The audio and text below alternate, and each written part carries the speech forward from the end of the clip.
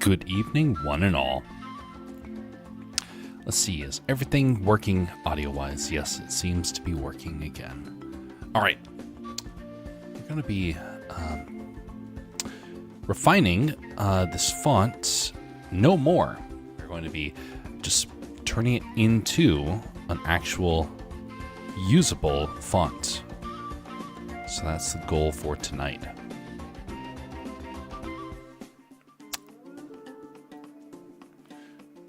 Okay, just a second, let me get my streaming windows all set up because things got reorganized just a little bit.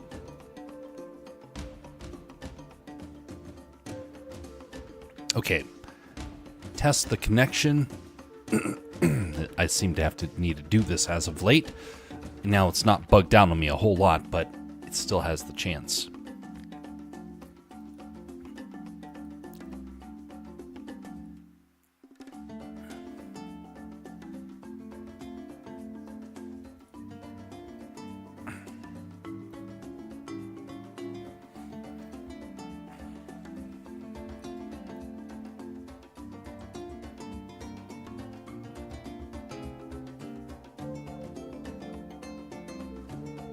Okay, testing 1, 2, 3. It is working. All right. So.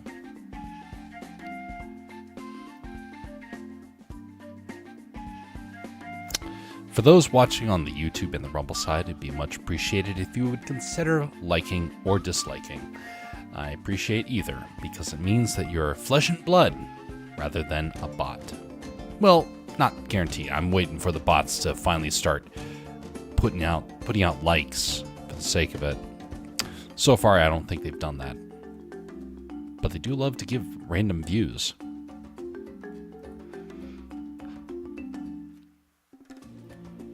Okay. So,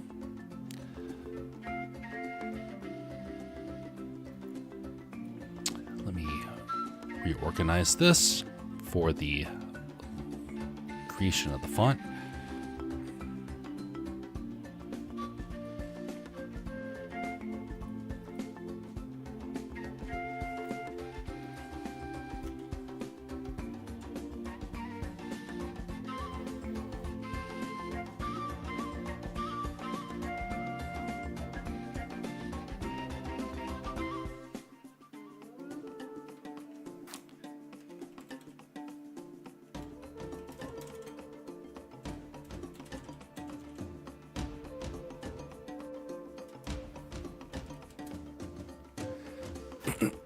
Okay.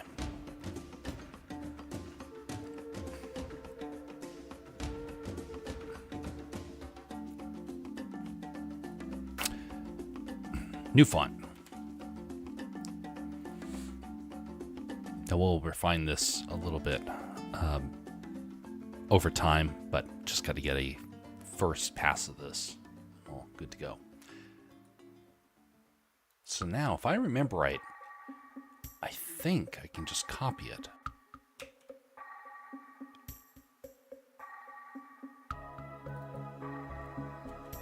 Aha, it does work. It does seem to place it quite well as that seems to be fitting automatically. That's good. Okay, let's close that out, open it up again. Now, it's a little weird about the color. I guess I should change the color to black because I thought that would work by default, but apparently it can preserve color space. All right, better.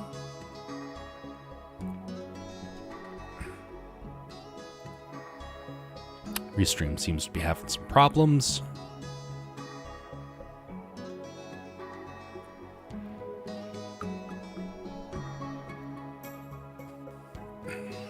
Okay, Restream is having some problems.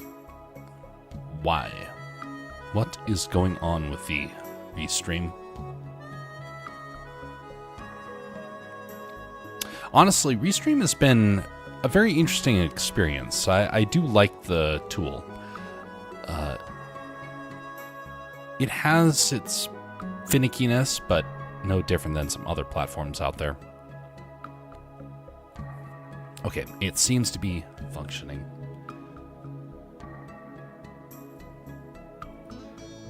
Okay, save that. Wait a minute, no, that's not it. Because if we go in here, it's already good to go. Okay, just press on.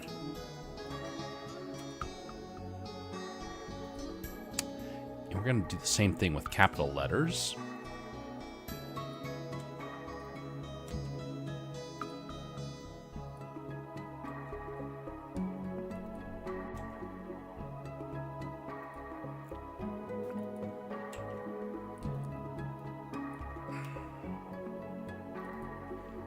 I wish I could have done some capital letters, but and lowercase letters, but we're just going with one set for this font. There may be some improvement for that of having some variety of the text in the future, but not just yet.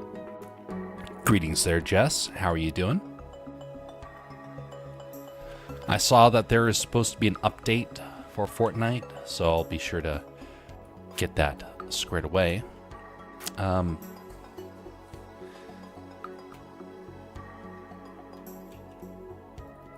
Although tomorrow's stream may be a bit of a different one because it is going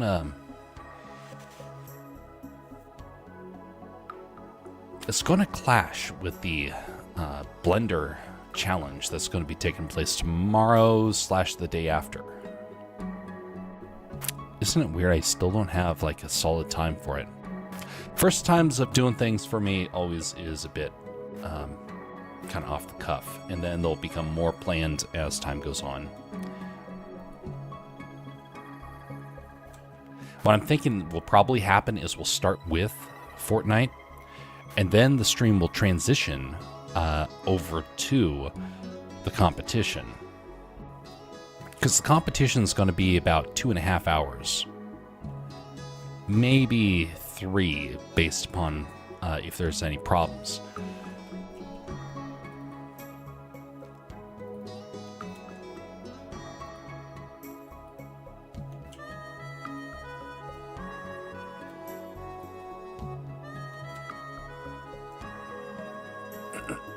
Okay, now this one could be a bit of an issue.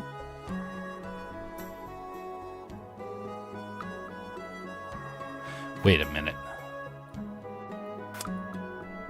Copy, paste.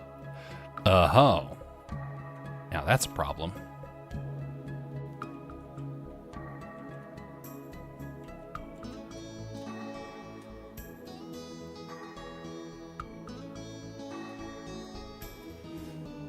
Copy that.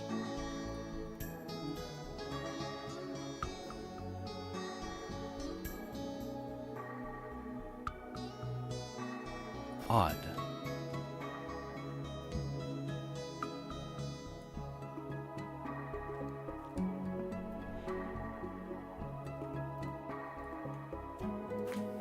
Copy that. Today was warm for July. I'm guessing you mean January there. Rain this afternoon, then thick fog when I got off work. I just forewarn you since you have had issues downloading before. Yes, I have. Many times beforehand. Uh-oh. So I definitely appreciate it.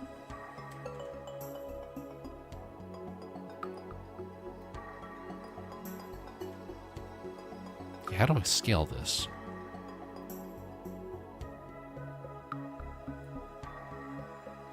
Oh, there we go.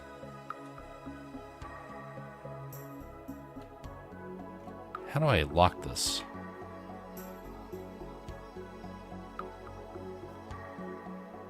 I think that works.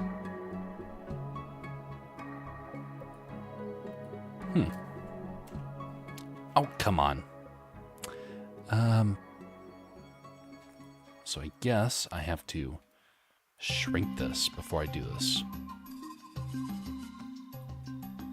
Copy.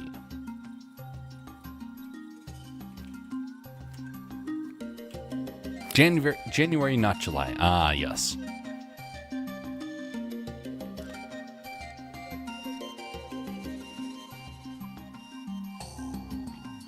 I've been greatly enjoying the return of our cold weather up here in Alaska. It has been a while since we've had the deep freeze weather return to us, and so thus, wrong button. Thus, it has been chilly. I broke out my parka again because it has been so cold.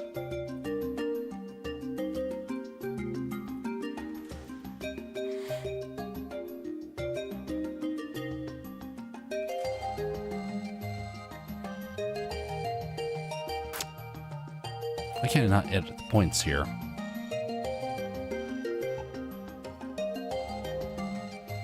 This tool is very frustrating to me.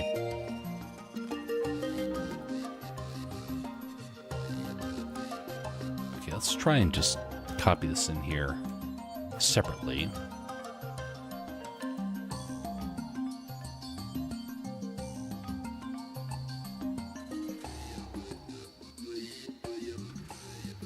Yeah, there we go.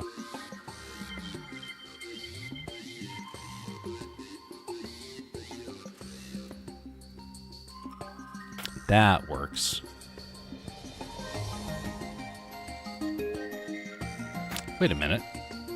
Is this actually coming through as vectors? Ah, it's not.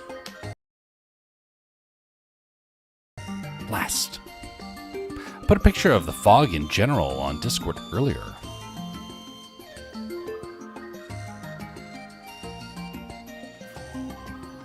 Ah, yes. Nice and foggy. I'm glad that I don't have to deal with fog a whole lot up here in Alaska. It is a lot of fog, but nothing compared to like what it was back in the Midwest or on the East Coast.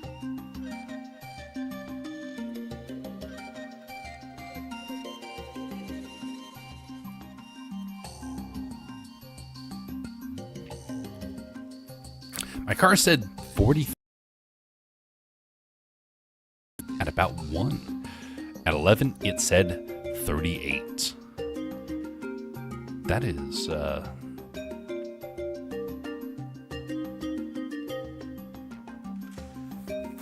that's quite warm compared to what I've been dealing with up here.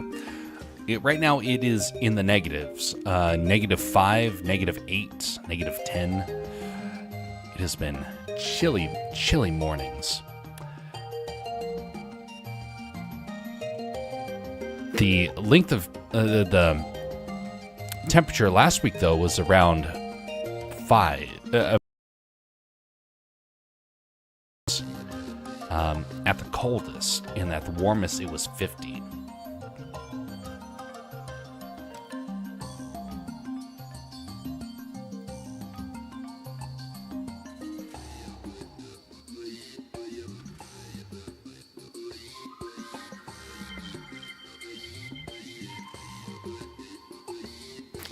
Image scale.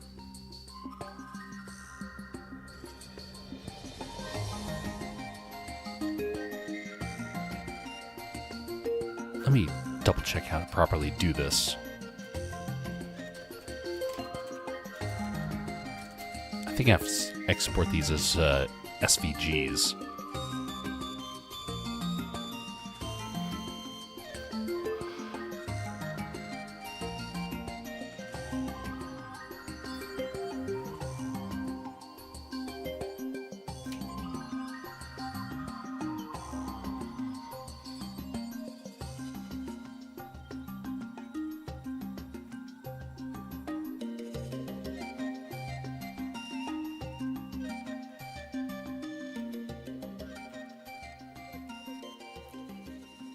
Okay.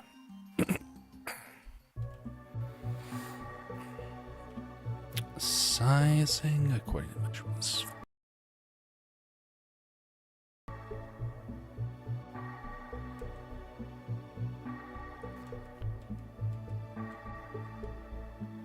Oh, great.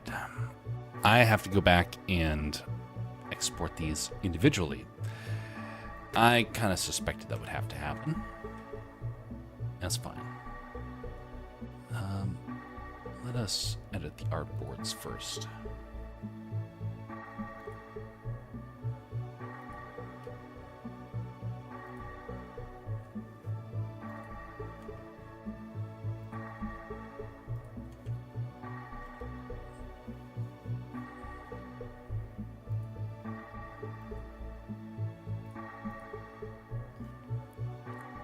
We're under a dense fog advisory until 9 a.m. Visibility quarter of a mile.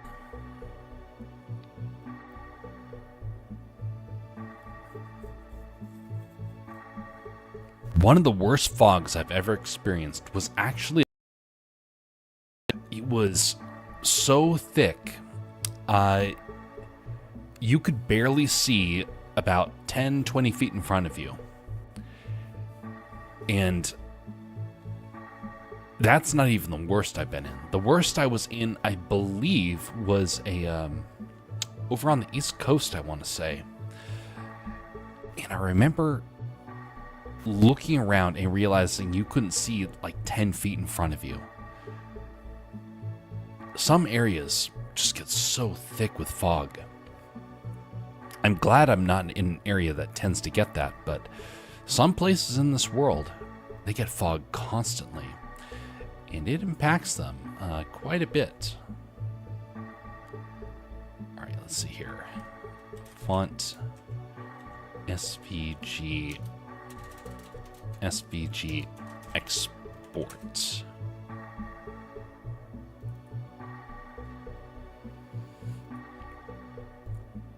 Use artboards, all. Try that. You've experienced Midwest winters during college, right? You know this is warm for the end of January.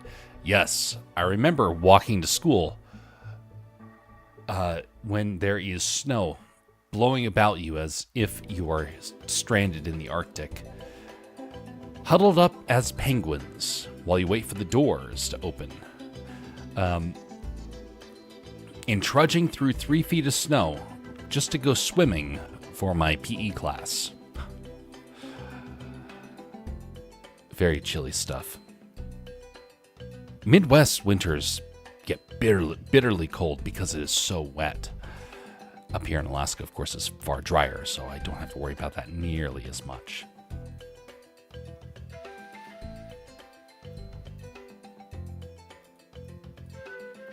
We're going to reset this.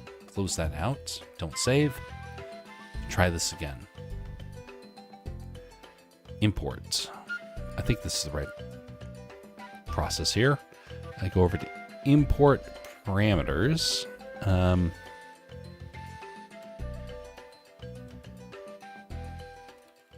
Wait a minute.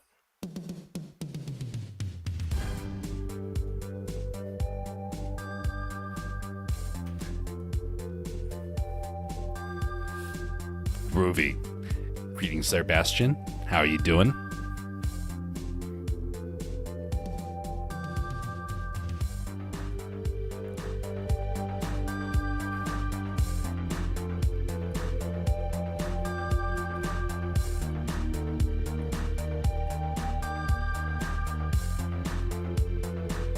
Where is this thing located?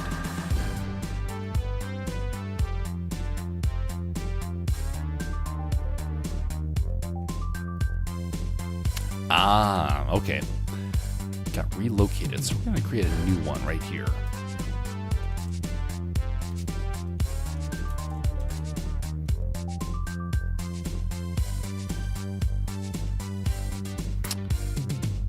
Okay, let's try this. Import the font. Come down to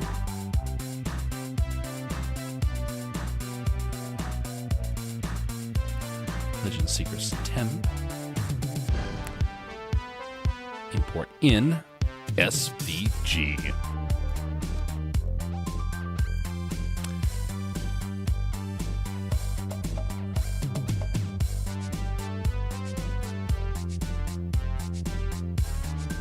Scale to fit. Nope, we're not going to scale to fit.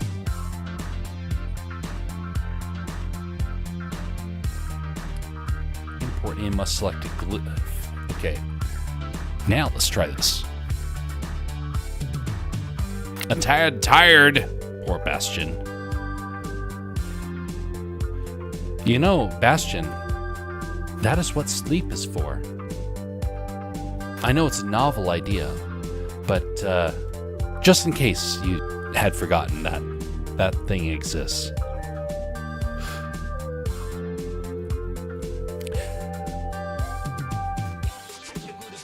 The weather app says rain possible in 3.5 hours, supposedly to rain Friday during the day. I do not miss Midwest rainstorms. Those were super obnoxious. They're so cold.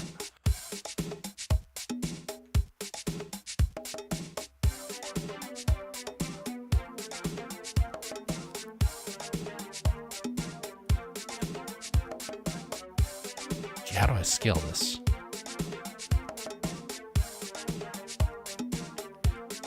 I know the cure for sleep. Coffee. 'Tis indeed true. Have you ever seen the Bugs Bunny? One of the what was the name of that Puma? The one that's always talking about coffee. Okay, not always talking about it, but, talks about it for one of the episodes. It's a pretty funny one. That'd make a good audio redeem. Looney Tunes make a lot of good ones, actually.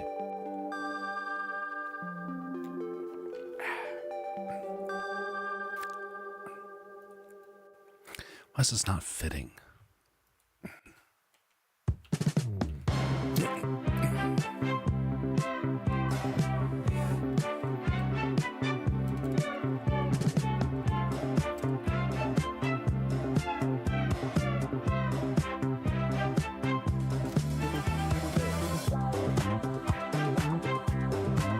Wait a minute.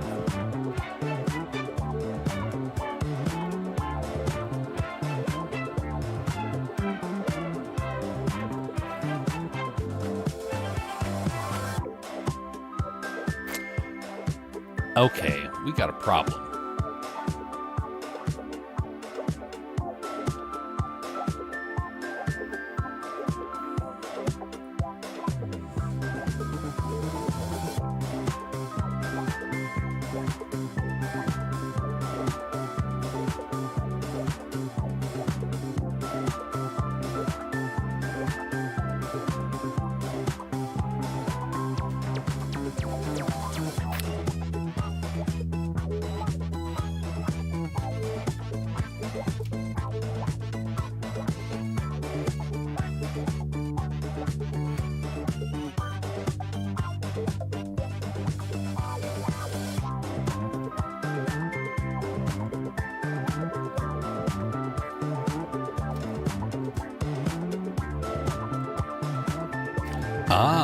Okay, let's give this a try.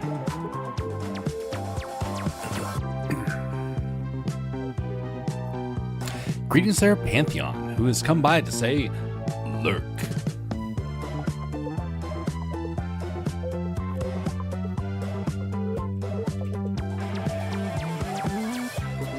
Hope you're doing well, sir.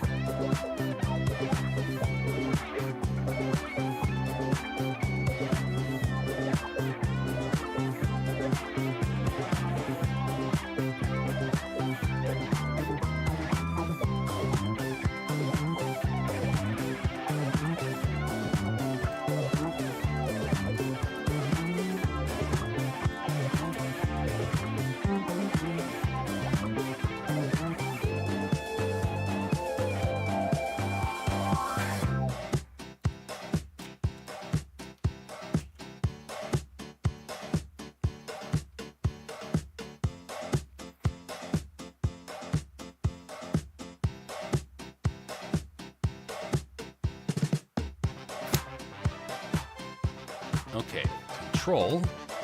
There.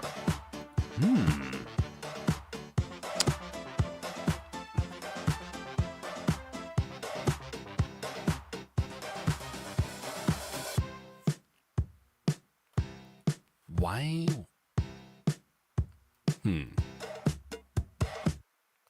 Scale uniformly.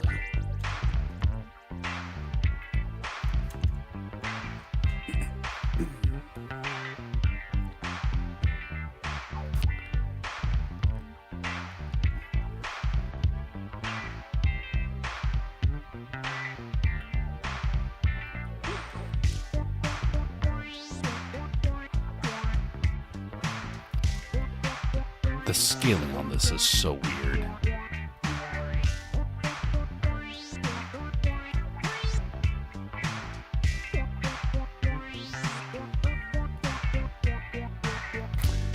This might be better to just rescale this in Illustrator.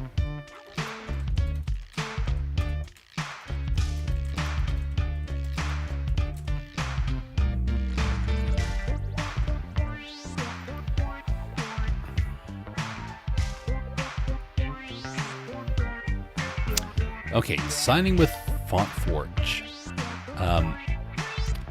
File should be on a scale of 1000. Okay, that's good to know.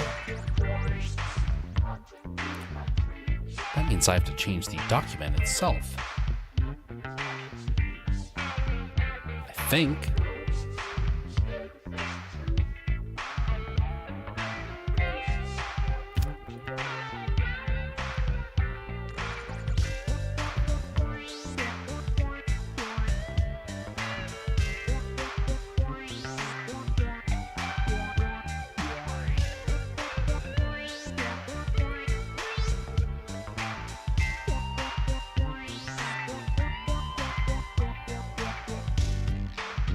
All right, so let's change it to this. Maybe this will do better.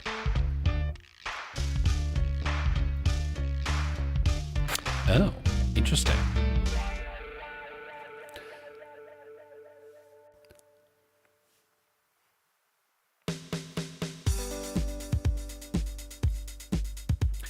In the coordinate system, it needs to be at 0.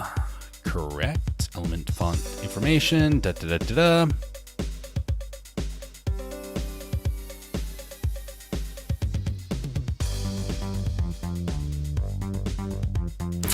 I just remember I saw something today and put it in food. All right, let's see what this food thing is.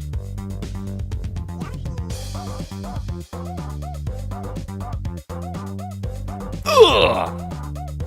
Oh, golly. Well, folks, I don't think I have to be an expert in my field to, in the world of food and medicine and whatnot, to tell you there's something probably very unhealthy about that. A snack pack that is actually candy.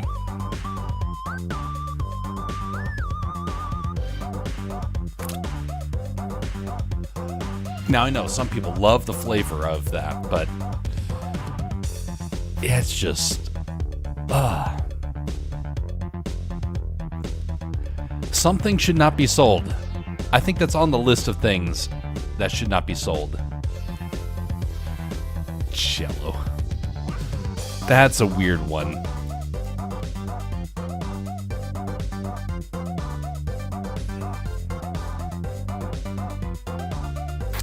Okay, going back here to double check the scale that this guy uses for his font.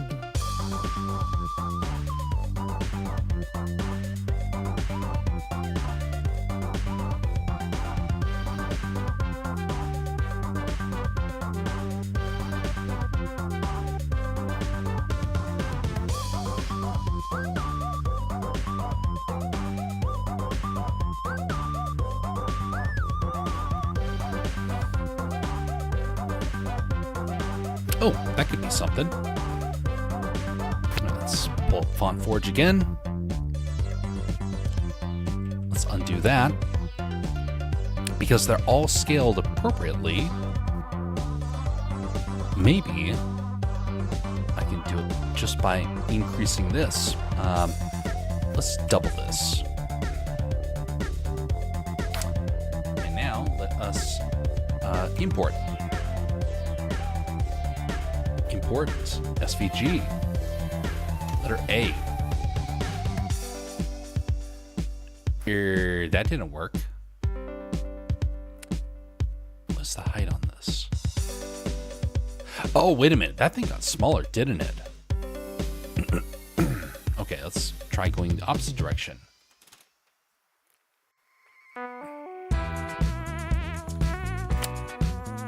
Letter A. Hey, that fit a little bit better. No, don't do that.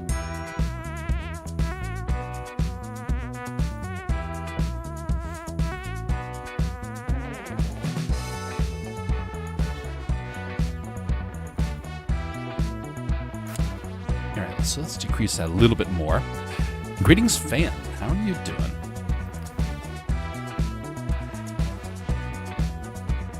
In the process of finishing up this font.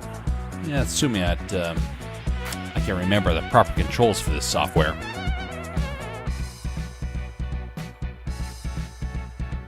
Unfortunately, the scaling is just obnoxious.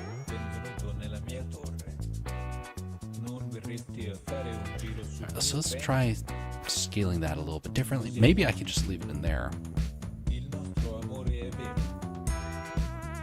Let's change it to 300. Hey, it worked. I think. Nope. Nope, it didn't.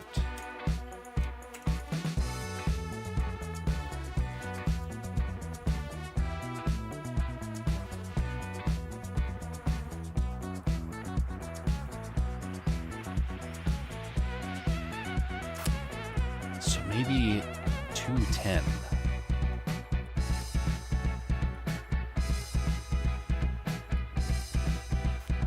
That's right, 280. A descent of 50. Descent of 80.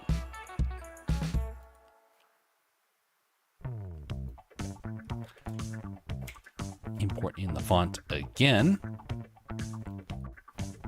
Oh, it's getting close. Hey, actually, I think that fits. Yeah, that's close enough. Okay. So let's line it up like that.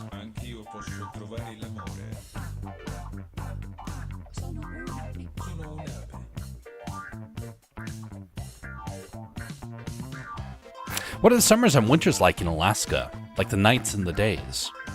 Well, let me describe the Alaskan experience. And just a second. We got to do this right here.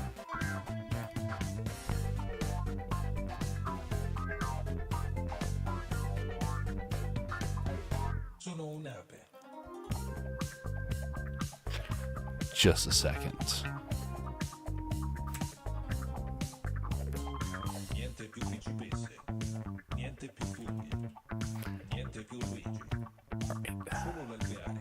Oh, hold on to that for just a second. Let me start off just by mentioning about what it was like when I first moved up here. When I first moved up to Alaska, I had a fairly good understanding of what the winters were going to be like. Most of the time when I visited, it was during the winters. Now, when my family would fly into Alaska, there is a very common approach that takes place. You are coming in typically from the east. Even if you're coming from the west, the planes will loop around a little bit. And so you'll see the city below, and you'll do a very tight turn as you're coming in. And the plane just guides itself around, and you land, and you have almost no idea where the runway is. The reason why, it is pitch black. And all you see is these lights flickering down in the distance. And you just feel yourself lurch as you're coming on in. It was very unnerving as a kid. Now, since then, it's become a bit nostalgic for me. When you come in and you land, you are greeted with a world of white snow. Typically, when I was traveling up here to Alaska, it was usually during Christmas time. And we would look outside, and no matter where we came from, it became a white Christmas instantly. And we were surrounded by a very dark world around us. Now, the sun is... The daylight hours are fairly short. Everyone knows that about the far north, but it's not as bad as people make it out to be. We get about 6 hours of sunlight at worst here in Alaska. That's the depth of winter. During the summer, it's the reverse. We have 24 hours of sunlight. And so when you are going around in the winter, it tends to be a very cold, dry weather. And so you are going to be surrounded by these glistening crystals everywhere. And because of all the lights in the city, it shines. It is like you're stepping onto a Christmas movie set because everything glistens beautifully. Makes for good skiing. Not really good for snowball throwing or whatnot, but the reverse kind of happens for the summer. Now, when we would come to visit during the summer, it took a bit of experience to kind of adjust yourself to the daylight hours because you're going to bed and the sun is still up, and it is kind of a bit of a challenge for you. It is very warm during the summer, mostly because there's not a whole lot of air conditioning up here. Now, that has kind of changed a little bit, but it's still not super common. So during the summers, it'll get up to about 70, 80 degrees, and it is lovely. Well, you know, if you're not fighting off mosquitoes, which can be a problem depending on the year that you have. But you tend to have somewhat moist summers. You'll get some rain here and there, some mist. But for the most part, where I am, it's about as beautiful of a summer as you can get. We're surrounded by very cinematic mountains. The flowers come out every year, and the trees are just a variety of colors because you have them changing throughout the season in preparation for winter. So you'll sometimes get some really weird sort of scenarios where you'll have colored leaves and you'll have snowy mountains in the background. Lovely. But anyway, it is... Just saying, it's... Silverado did its glitched loop. I don't remember why that happens. Oh, that's right. I know why it's glitching. Stand by. Because I didn't change its class in the music area. All right, there we go. Something a little bit more chilled out for the thoughts about Alaska.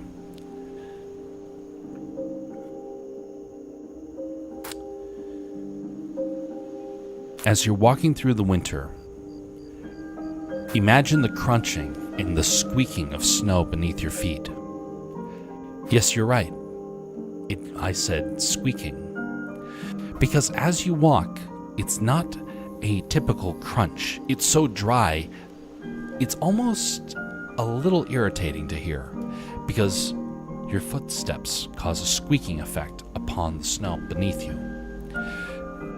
As you pass under the trees and you look around and you see the glistening crystals floating around you, you are filled with this thought that at any moment, Aslan the lion could probably poke his head out from behind one of the trees and you would not be surprised. You wander down to a frozen river, and you see a waterfall that looks like it's the gateway to a winter wonderland because of how the ice crystals form, and you still see water rushing between the jaws of ice. During the spring, the snow starts to melt, and the animals start to come out in force. And you have the lovely, beautiful spring breeze just fill the air. And it melts the snow very quickly, and you are left with the wonderful feeling of the seasonal breakup. And then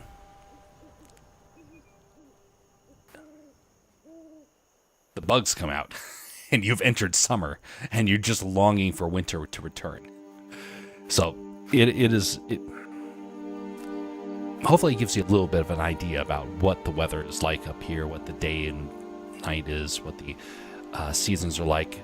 I could go on literally for hours. I have done that on Dadman streams.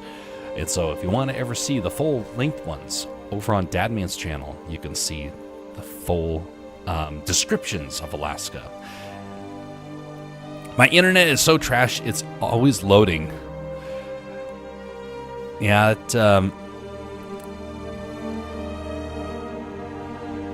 internet speed is unfortunately a frustrating thing. May 12th is my birthday. Huzzah! Still got a little ways away. It's hilarious to hear Jeff complain about the sun's glare in the middle of the night during summer. Hey, when you're having to go to bed and the sun is like just poking into your eyes and like, hey, are you asleep yet? Here, let me wake you up again. Like, please, you're supposed to be hiding behind a mountain or something like that. But yeah, it will actually, for the sunlight to be up constantly during the summer, I've come to really like it. I mean, I can walk down the street at 11 at night, and it's like I'm walking around at like 4 in the afternoon anywhere else. It's beautiful out. And Alaskans, they love summer because of that.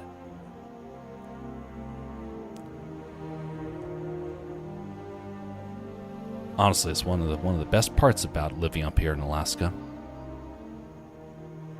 I love the streams. Always got someone to talk to. Much appreciated. If it was day all the time, I would need a sunblock curtain and a sleep mask. Heck, even here, I want a sleep mask. I always get woke up at like 7 a.m. I'm using a pellet for sunblock. Loading again.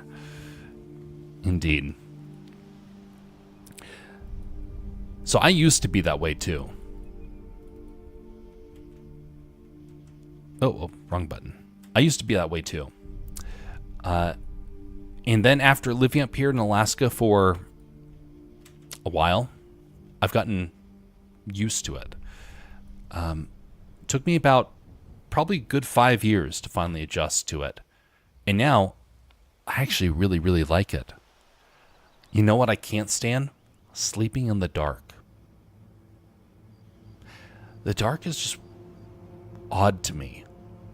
And so even during the winter, now I want some sort of light because I'm so used to there being some sort of light.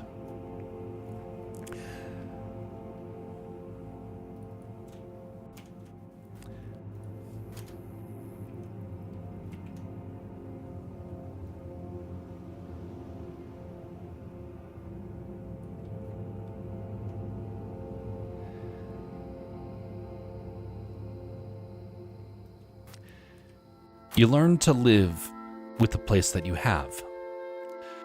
Now, if I was living in the desert, I would learn to deal with the things down there. If I was living in a jungle, I would learn to live with the scenario that they have. If I had to live in a city, I would learn to live with the situation they had. Which, by the way, interesting thing to note. Did you know there are 3 different rush hours in New York City? There is the morning rush hour, there is the evening rush hour, and there's the midnight rush hour. Because there's night shifts, there's evening shifts, and there's daytime shifts. That's how they make it so that a city that is so populated doesn't become so overcrowded. Every city starts to do something like that. In Alaska, we tried doing that a little bit, and it didn't quite work. We didn't have enough people for that to really be pulled off. But it's just an interesting thing that I didn't really realize until traveling, and I noticed that when it came back to Alaska, that it was very different compared to everywhere else. Let's give this a test here. Where's the testing thing? Window. Is the outline? Nope, it's not that.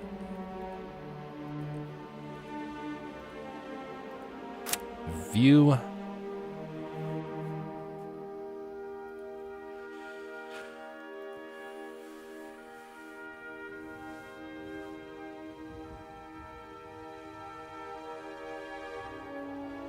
Where is this button? It's funny during the summer when I know it's late night, your time, and you're complaining about the sun glare in your eyes. Yes. Exactly.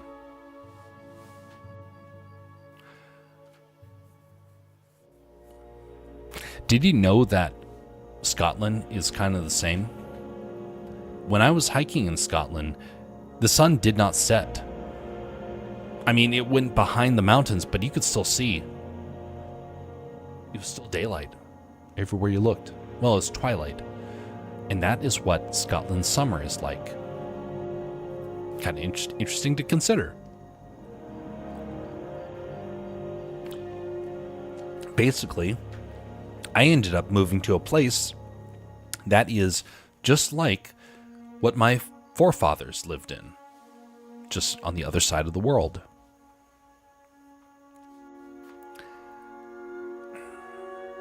Why can I not preview this font? There's supposed to be a window where I can preview this. I don't remember where it is.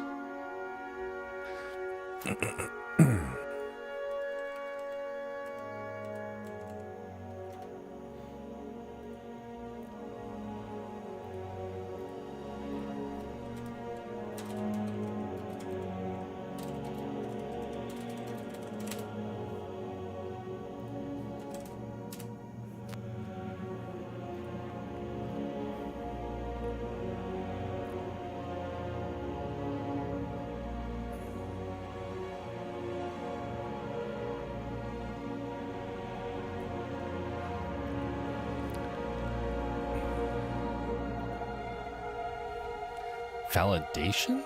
Is that it? No, that's not it. Come on, the window's supposed to be like super common. Display and print.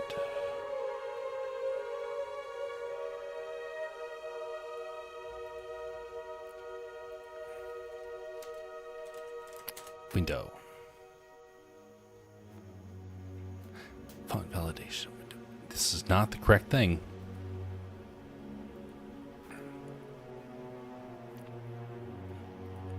Oh, here we go.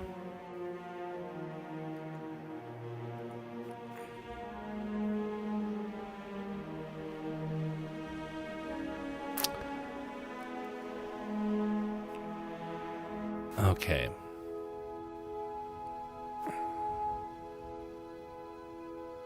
That did not help. You can tell that this is not a super... this is not like a super intuitive system. There we go! How does this fall under metrics? Okay. There, now we have the ability to test this. I can stay in sleeping in the dark, but I need the faint noise like a ceiling fan. I need to be It needs to be around 65 to 69 to sleep, unless it's freezing. I live in a country type area. It sucks, but hey, can you tell us some stories? Oh, stories. You want to hear some stories? Well, now, we have stories galore around here. I am a bona fide storyteller in the making. Really, the challenge is trying to figure out the story that's worth telling.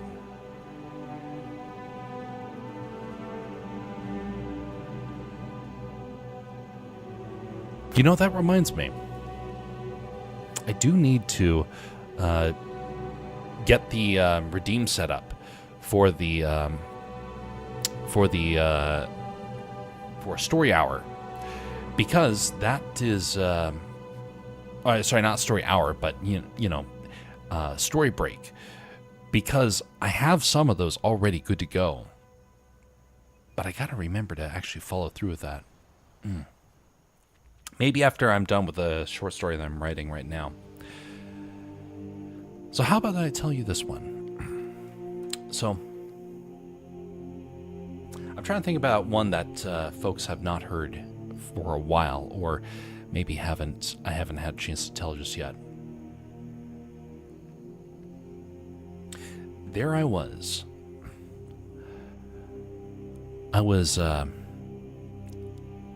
Traveling on the East Coast. Now, I enjoyed traveling a lot. I still do. Honestly, I'm more at home on the open road than I am at anywhere else. I would prefer to be in a car, in a plane, than stuck in a house like I am right now. But there was an occasion when that was not something I really preferred. Now, one of those days was when I was traveling in Acadia National Park. Now, my family decided that they wanted to go to Maine. It had been a dream of theirs for a long time. Why, I still don't know. Because when I compare Maine to Alaska, Alaska's better by a long shot. But they really wanted to go to Maine. Maybe it's the fact that we were living on the East Coast and we wanted to go something that was somewhat familiar to us, that was compared to Alaska.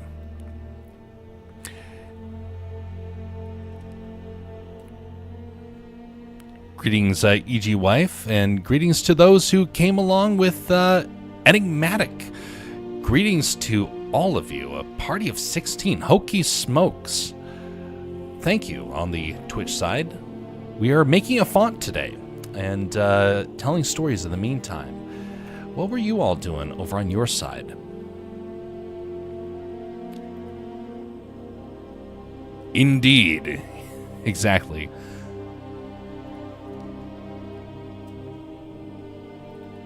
And don't worry, folks, I'll get right back to the story here. I just want to hear about what the folks were doing. Playing some Fortnite. Dan D.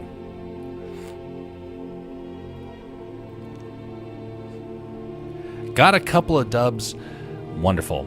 Did you get how many flubs?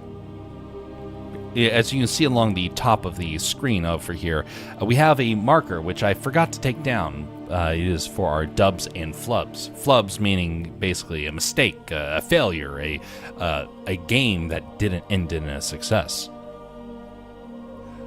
But I'm glad that you got some victories, because I myself struggle very much to try and get victories. Maybe it's because I'm not...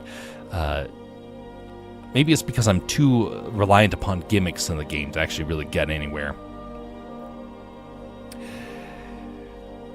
3 dubs and 5 flubs. Well, dandy. Oh man, I really have to go to sleep now, but I do follow you and have always wanted to make a font. Are you going to be working on this again? Not on this one, but while you folks are here, let me mention what we are going to be doing very soon. It's going to be this, our first Blender challenge.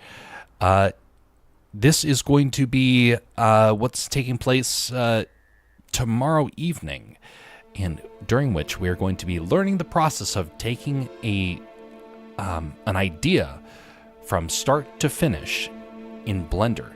And there's going to be some competitions for those that are in 3D modeling and animation, so people have the ability to jump in and participate.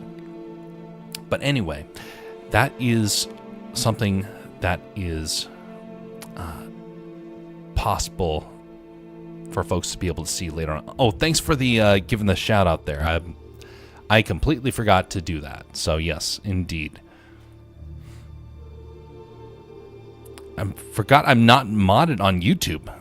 Oh, I'm going to fix that, Jess. Thanks for the heads up on that. But anyway, that is what's going to be taking place tomorrow. The font, this is the first time of trying to do a font from start to finish.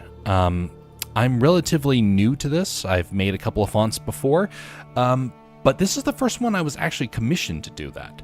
So it's been quite the experience, and it has taken me about 15 hours in total to do this. Granted, I have not been super fast with it because I get distracted with storytelling. So there's that too.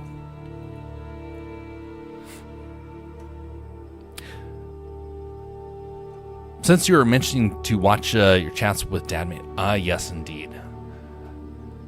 Yes, indeed. Wait a minute. That does make me wonder, what is the proper procedure for that?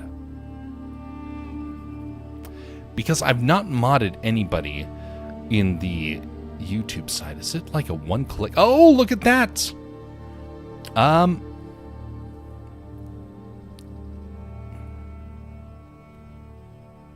Ta-da! You now have the power, Jess. You now have the power. I distract you with the snack pack. Yes. Yes, indeed. All right, so back to the story I was mentioning about earlier. So my family was going to Acadia. Parents had the idea that we're on the East Coast. We are nostalgic for Alaska. Let's go to some place that is, for the most part, similar. And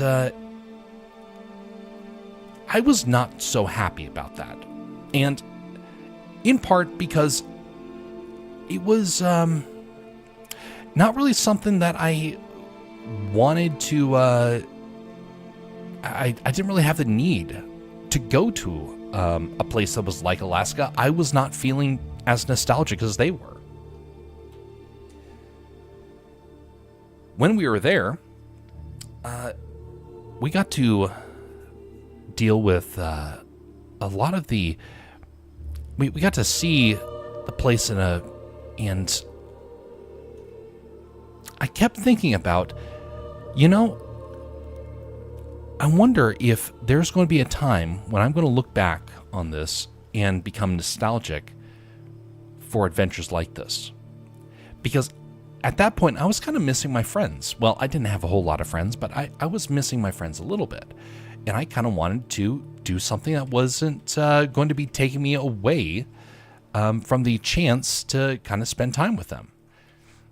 And so my ability to appreciate Acadia was not really all that great. Now, a couple of years later,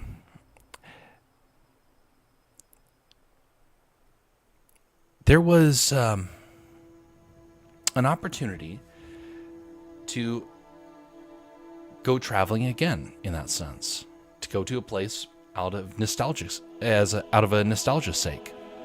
For me, that was going back to Europe. And I suddenly understood what it was like, what my parents were dealing with, about them wanting to go to Acadia to kind of become nostalgic about Alaska. Because I grew up in Germany. And when I had my time of getting to be nostalgic, I'm sure other people might have been a little curious about it. They're like, well, why would you want to go to this bland sort of landmark? Why do you want to go to this shop of all things? Why do you want to go and see this castle? It's not even a complete castle. Well, I wanted to because it was nostalgic for me. Now, there's going to be times like that throughout your life where you are going to look back and say, you know what, I just really want to relive something. And you try and find something that is as close as possible to it. Now, as of late, I've been getting that hankering again. For me, the next place on that list is Japan. I hope to get to go back there one day, because nostalgia calls every now and again. Now, Japan is an interesting place because I did not get to see a whole lot of it as a kid, but yet I felt like I was very tied to that experience.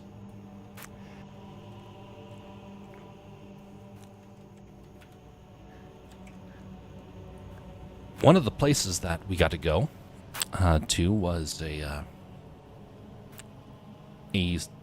mountain ski resort. And this is the area where the walls of ice and snow are on either side of the bus, and it reaches up above the vehicle. You're driving up the mountain to go to this location, and you're like, am I going into a glacier? This thing is gigantic. 20 foot of snow. 20 feet of snow. Absolutely fascinating. Wait a minute.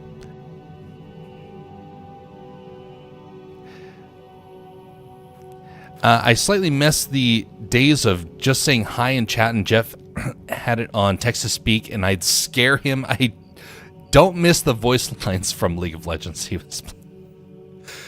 Yes. You should put it back. Well, we had it back, but we had all the problems with the text to speech. It was glitching, something fierce. How fast is the response on the screen? Oh, yes. So when we went up to this mountain area in Japan, we got to see an area across the way. So the bus came to a stop, and we're looking out across the way, and we see an area that is sectioned off. You're not allowed to go beyond this. There's a little thin plastic netting that goes across it. Very small. And as I'm watching this, I see people go up to it, skiing just to the edge and moving off. And I look over the edge of the mountain and I realize that's a sheer cliff. Now, there's some things you can be nostalgic for, but there's one thing I will never be nostalgic for. The death-defying activities some Japanese will do. Because that was not the only place where they would feel comfortable kind of skiing or dancing along the edge of a cliff. Because it turns out that was everywhere. They were not really afraid of heights, which always kind of baffled me. But I would never want to go ski on that area because I know that there's a chance of you losing your grip and you can just go plowing right over the edge. But that does remind me of one time. We were told we should go and visit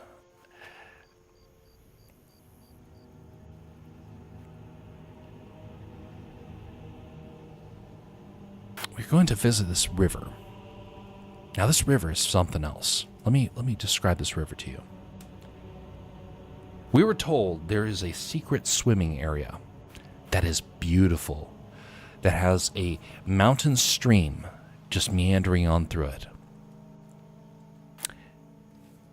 And we drive up and we cannot find a parking lot.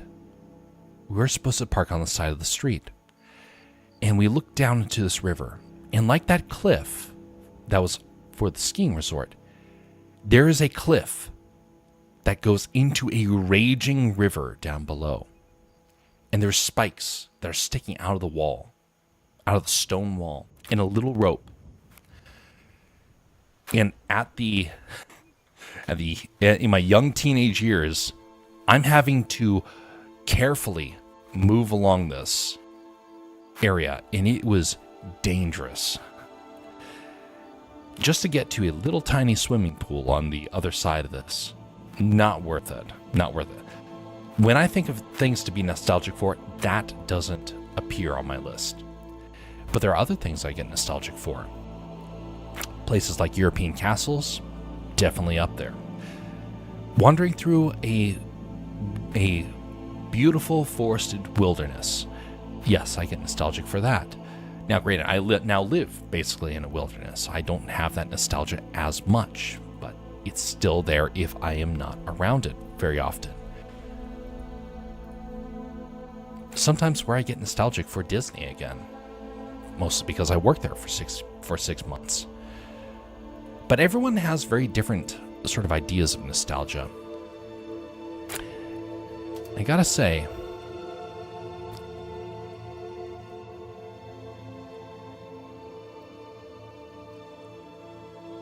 the type of nostalgia I'm missing right now, travel. I mean, Japan's up there, but travel's the big one that I get nostalgic for. Mostly because I haven't traveled in about a year now. And I'm getting that itch again.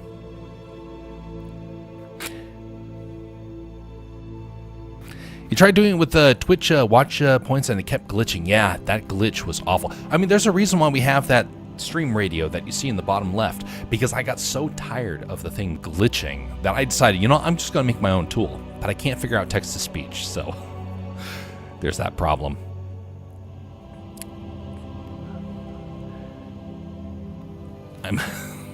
You take a break. Mini Shields will be in OG Season 2, along with Boogie Bombs. I wish my bed was soft and squishy. Coldish. Sounds like you need some snow to be put into there.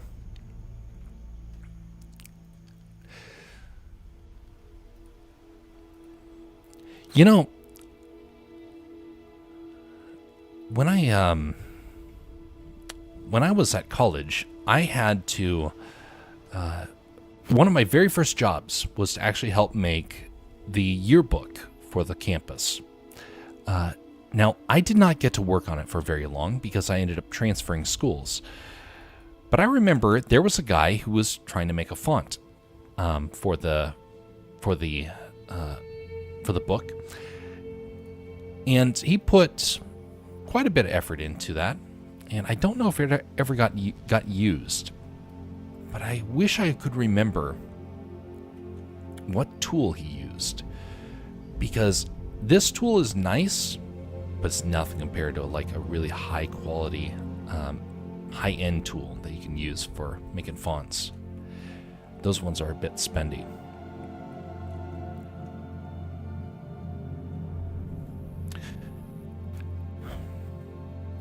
There's a lot of times at college where I got to see people use tools and never got to try them myself. I finally got fed up of kind of waiting, and sometimes I would go out and I would find the tools and just tinker with them, trying to get better with them slowly but surely.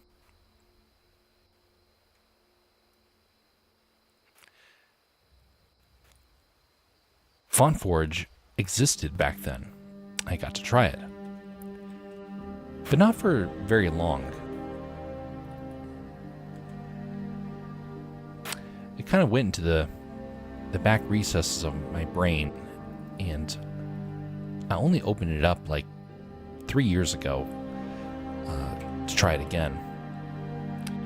But I never actually really made anything too special with it. So the fact that I'm getting to go through this whole process from start to finish is a new experience. But one of the reasons why I'm kind of not doing very well with it, I'm stumbling through it a whole lot.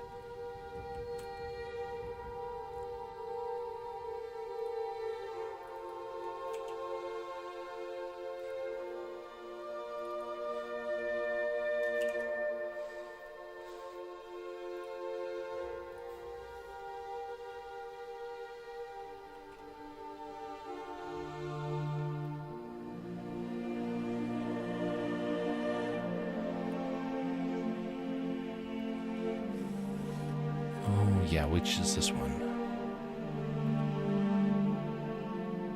Okay, there we go.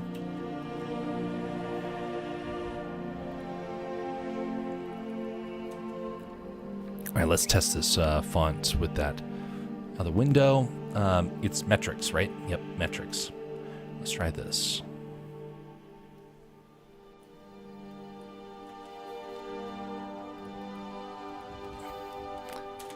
A, B, C, D, E, F, G, H, I, J.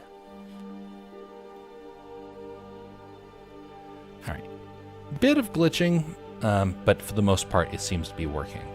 We're going to adjust the font a little bit before long.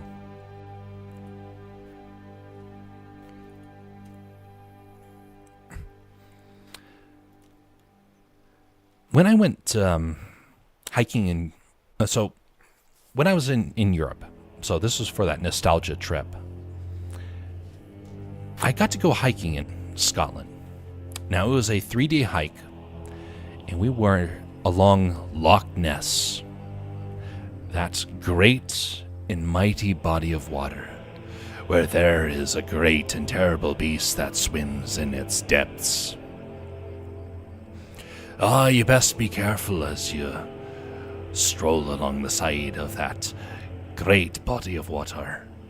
Look out, and maybe you might see that creature surfacing and looking at you, begging you to come closer for it to give you a nice little peck on the cheek with its big, toothy grin.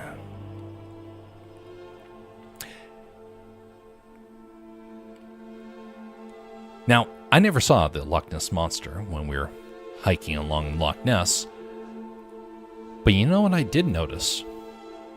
There was no animals around. We hiked for 3 days along Loch Ness. 3 days, and there was next to no animals. There were no birds. There were no squirrels. There were no rabbits. There was nothing.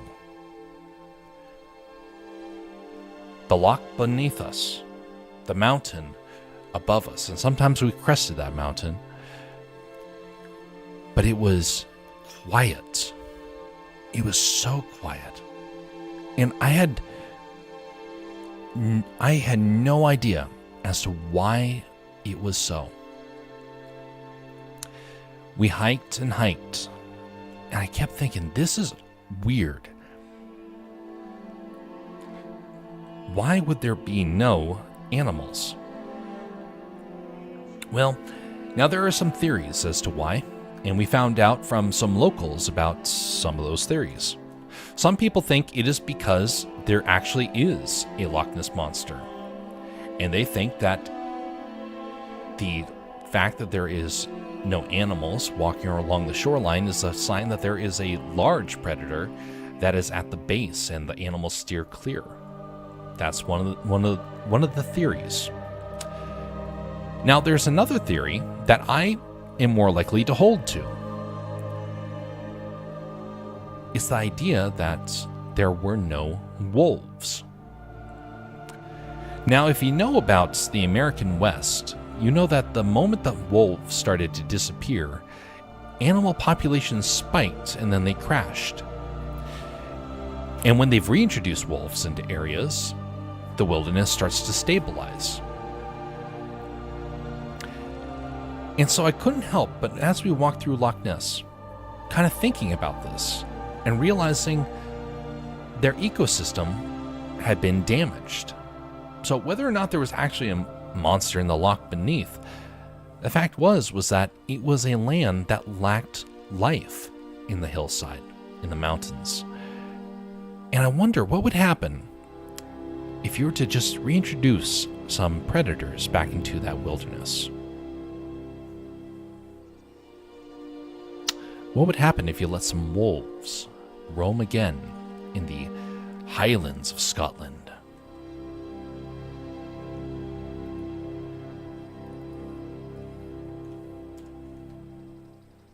Probably would actually be a bad situation. Honestly, they haven't had wolves around there for a long time. If you were to reintroduce them, it might not go so well.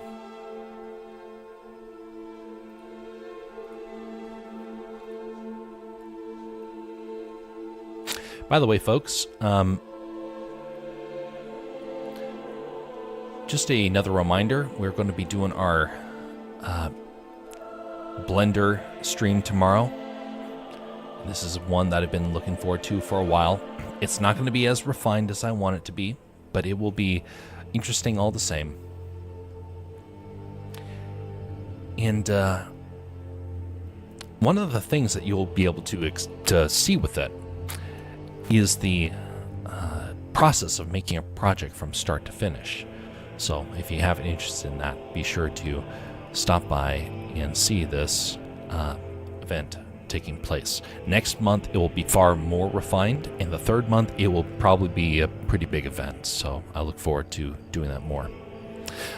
I've had trappers in the lower 48 tell me that the wolves they introduce into the States are a larger Canadian breed that are killing a lot of their ungulates. Interesting. Now, I do know that there's always going to be some problems that happen when you reintroduce a predator, which is actually something that probably would make it impossible for Scotland. But I gotta say, when you walk through woods and it's silent, and you look around, you're like, there's nothing here. Miles and miles, 40 miles we hiked along that mountain range. And we heard a squirrel once by the town. We heard birds like 3 times in days. And the only creature I saw that was not like just a normal rodent or bird or whatnot was a red deer. The one creature of size in that country. A red deer. I was going along and I was trying to keep the midges away from your face. They're basically like if you took a mosquito and a fly and mixed the two of them together. They're obnoxious little creatures. But you're trying to keep it away by swinging a switch out in front of you in kind of like a helicopter motion, like trying to keep the bugs away. I'm walking down the path, and I'm looking back for my dad who's hiking with me, and I look back, and right in front of my path is a full-grown red doe. And she's just looking at me. Frozen in the middle of the path. She had not been there 2 seconds prior. I look back, I look back behind me, look forward, and there's the deer.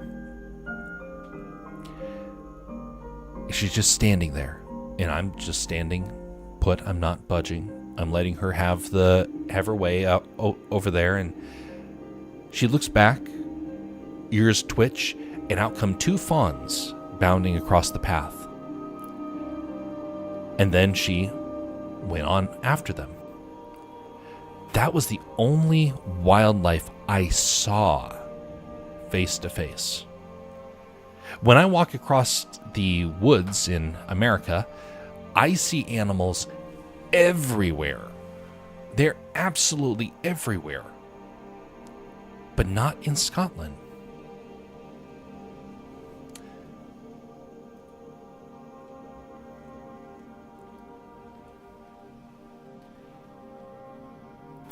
I know that there's no bona fide way to restore a wilderness.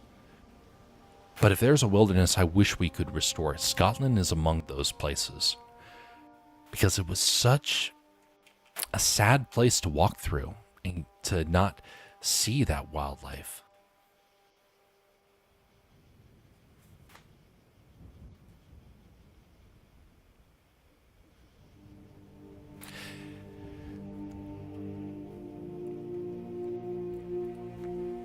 Welcome back, fan.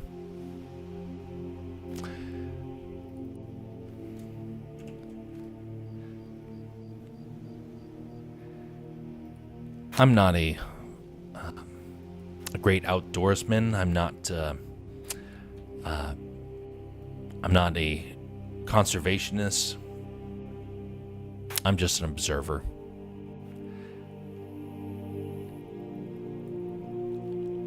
And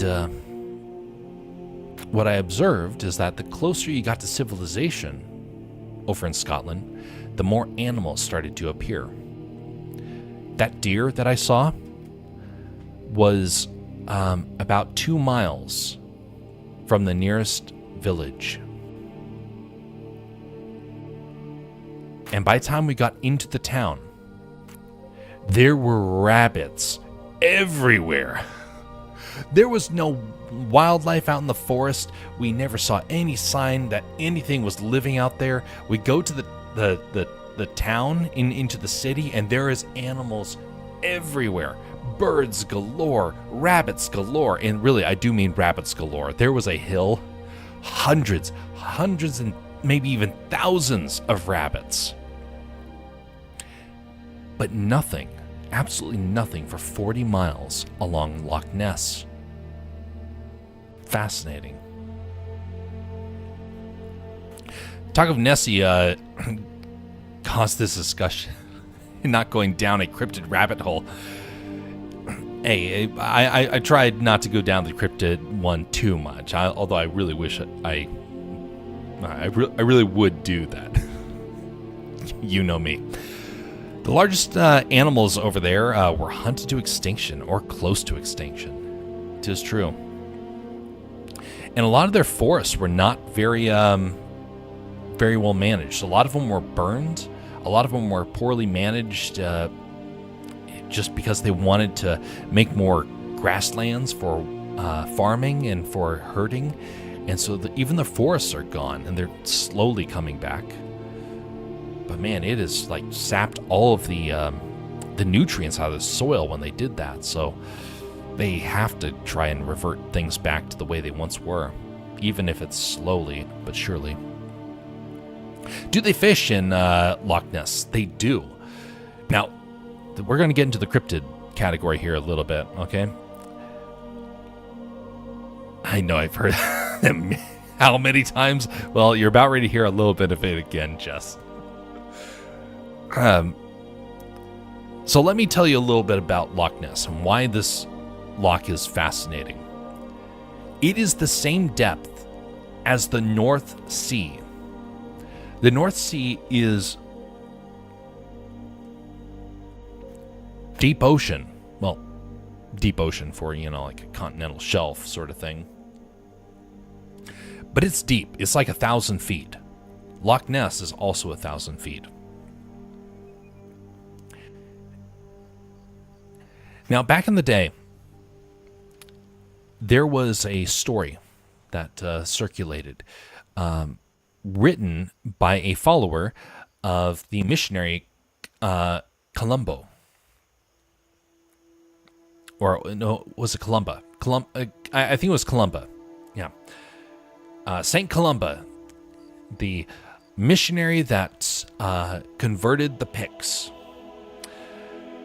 Now, as he was traveling along Loch Ness, he had heard rumors about a terrible beast in the loch, and he had to cross it because it's a very long loch. 40 miles, which is why we hiked it for 40 miles. And he wanted to cross, and so they got in a boat and they crossed. Halfway across, a creature rose up out of the water and attacked the boat. They swam to shore, and Columba fell to his knees and prayed that the Lord would release his servant. And the people of the area said, well, he's gone. There's no chance that he'll come back. And suddenly he burst from the water, the creature having let go of him. And he came to the shore, and the creature was then banished by Columba, and it was never seen again. That's how the story goes. But in recent years, people have started to rekindle the story for a variety of reasons. Partially because of the interest because of the early 1900s and people starting to say that they got photos of it and whatnot. But here's the real thing that has got people in the academic world kind of curious. It's a deep loch, and there's not a lot of fish. Kind of like the land. But there's nutrients in the loch. Why is there so few fish? They did an estimation about if there might be a predator or predators in the loch. And they came back with an estimation that there was a multi-thousand-pound worth of predator in the loch because there is a certain number of fish missing that shouldn't be missing. So it's made a lot of people curious. Does this creature live in the depths and we just can't see it? Does make you wonder. Now, I personally believe there was once a creature there. Is it still there? I doubt it. But there's been some stranger things in this world. The mosquitoes are attacking me. Shirtless, I'm getting attacked. Oh, poor fella. You know, Alaskans are used to getting swarmed by mosquitoes. And all I can say is good luck. Get an electric racket and pummel the daylights out of all those bugs. I remember reading about ships from the American freighting timber across to Europe. All the written stories of monsters in the waters in ancient times all over the world. It is very interesting. 'Tis true. What's the pH of the water there? You know, I don't know. I do know that there is a museum dedicated to the Loch Ness Monster over at about midway across the loch. And I gotta say, there's some oddities around that place. Maybe not proof of the monster, but, you know, there are teeth that they find in the rivers. Big teeth. We're talking teeth that are not quite this big. Okay, this piece of antler, not quite that big, but maybe like that. It's about 6 inches or a little bit more. Teeth that they find around Scotland's rivers like that, and they have no explanation as to what they are.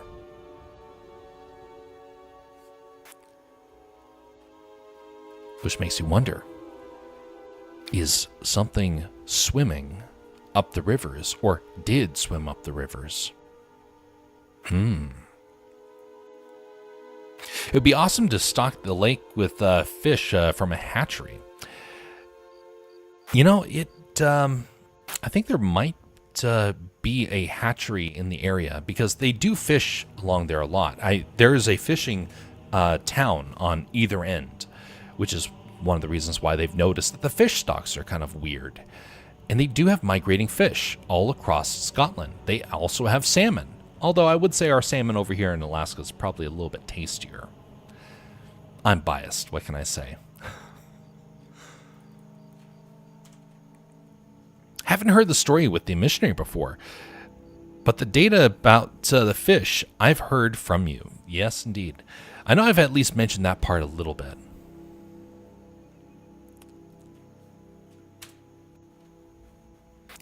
Prayer is powerful. Maybe that's when the monster was released. When the monster released the man. Yes, indeed. Much appreciated for the follow over on the Castercraft side on Rumble. Much appreciated.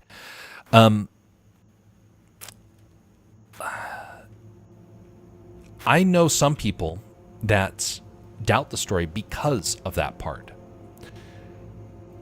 And I gotta say, it is because the missionary reported it, or his assistant reported it, back to his church, that made me think there's something there. I also believe that St. George fought a dragon. I know there's a lot of people that don't believe that. I believe it because I've seen images of dragons across all cultures. I've seen pictures of serpents in all cultures. There are dinosaurs that are drawn in Native American rocks. There are tapestries and pottery in China with dragons on them and things that look like dinosaurs. In Thailand, there are sculptures of serpents that they shouldn't have been able to understand because there's no serpents in that area or serpent-like creatures in that area. There are stories about gigantic snakes. And so I am willing to believe that there are creatures that the Lord has placed on this earth for different reasons. We don't know what purpose these animals serve, but I do believe they're not meant to be monsters. They're animals that he placed on this earth to tend a certain thing. And so for that, I don't get weirded out by it. For me, I would love to get to see one of these creatures. I think I have. Which actually is one of the reasons why I lend credence to this stuff, because I'm convinced I've seen something. And because of that, that colors a bit of my opinions. I do realize that. By the way, that is a story you can find on Late Night with Caps stream. I mentioned that story to him on his cryptid stream.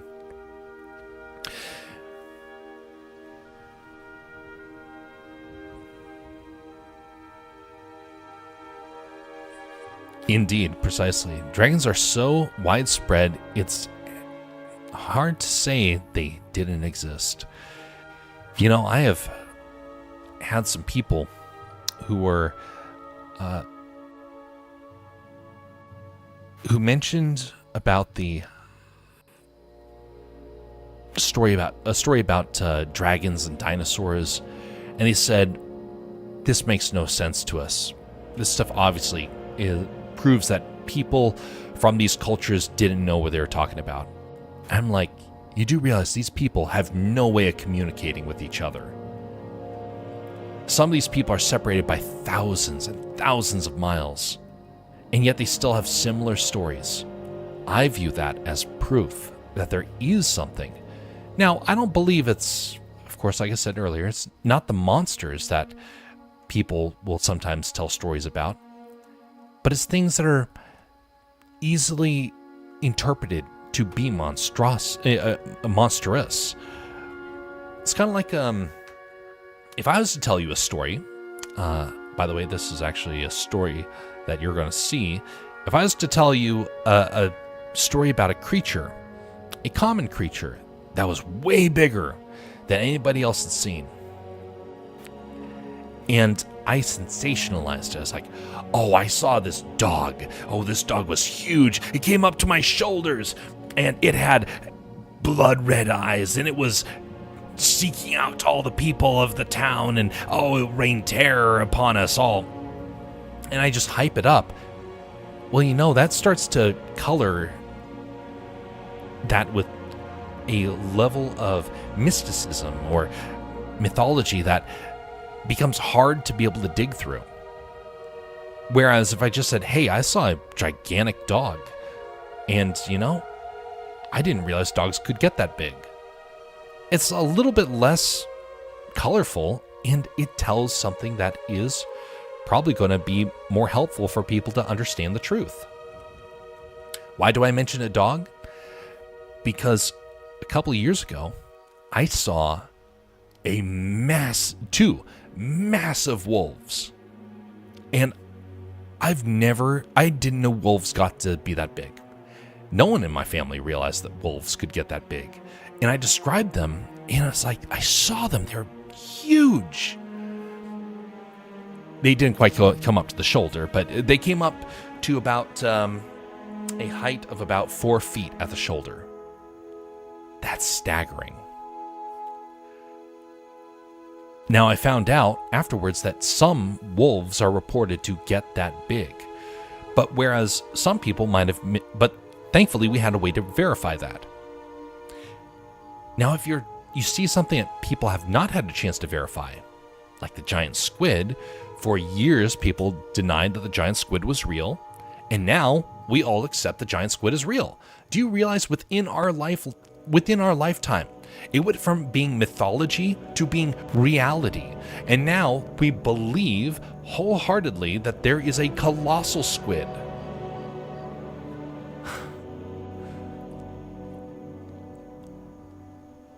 So yeah, I believe that there can be some massive creatures that we're going to be discovering one day that maybe fit the category of an old world monster, but in reality, it's just an animal.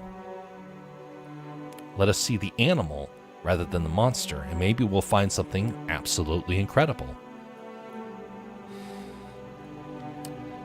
I asked my dad once, as enigmatic, what he thought of the creatures in our native legends. He answered very quickly and said, God made things seen and unseen, then continued eating.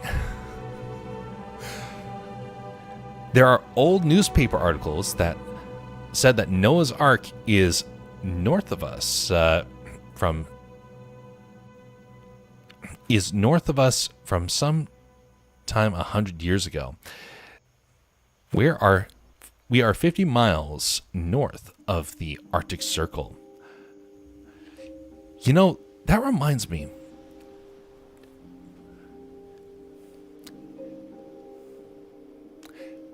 Have you heard about the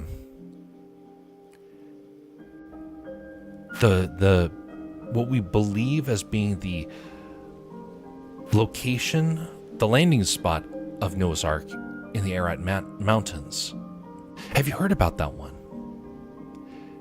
Did you know that within our lifetime, a lot of theologians went from thinking that the mountains of Ararat were just made up to suddenly saying there's actually some ruins here that look like a gigantic boat. And it's got some people who didn't believe suddenly curious and like, wait a minute, that could actually happen? The world could actually be flooded, and there would actually be possibly ruins to be able to prove it? For thousands of years, nobody's known where this place is, or at least no one across the globe. And within the last few years, we're starting to understand that this might be the spot. Something went from a mythology to now where you have even secular people that are saying there's something there. I wonder how many other things that are mysteries or that are legends, that are stories that were handed down to us that are true. And we were told, no, that's not true. You can't believe that because science hasn't proven it. If there's one thing I've learned about science in all these years, is that science is always being humiliated by God whenever he wants to do so. He loves to take it and put a little bit of he holds on to some secrets that he just lets out for when people start feeling a little too arrogant. Oh, you think you've discovered all the creatures in the world? Ha ha ha. Here's a giant squid that was right under your noses and you didn't even realize it. Oh, you thought that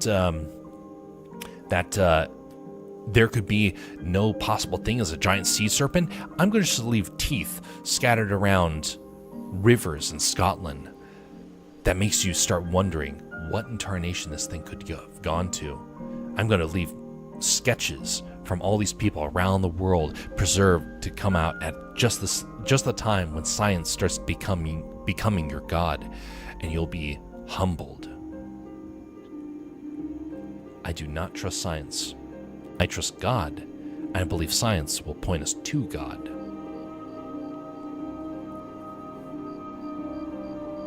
Sounds like Colin Doyle's Hounds of Baskerville. Oh, yeah, for the giant wolves. You talked about dogs not long ago after I changed my profile picture to my dog. Ah, yes. There we go. That's your beagle, right?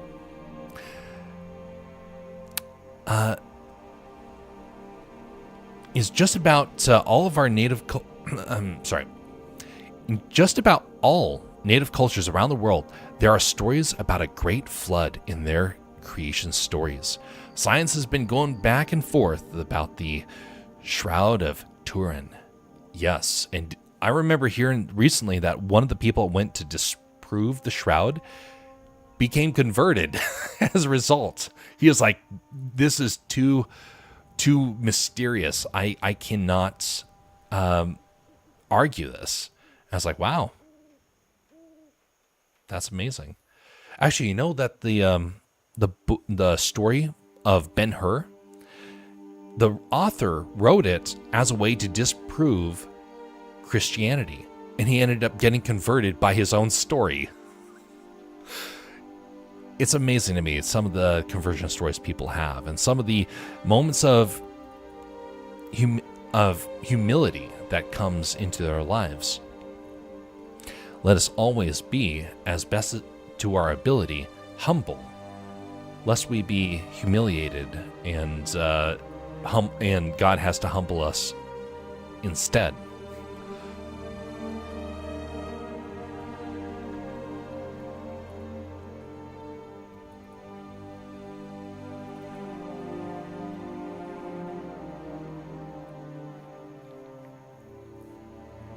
I've seen tracks from the wolves that look like moose tracks. There are a lot of large animals out there.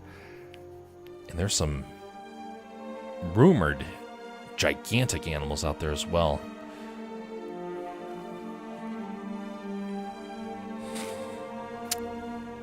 There's actually some native stories that I've heard. Like, I don't know a whole lot about the Northwestern native legends.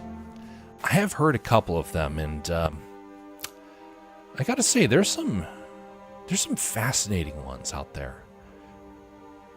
There's not a whole lot of resources out there to be able to learn about them. But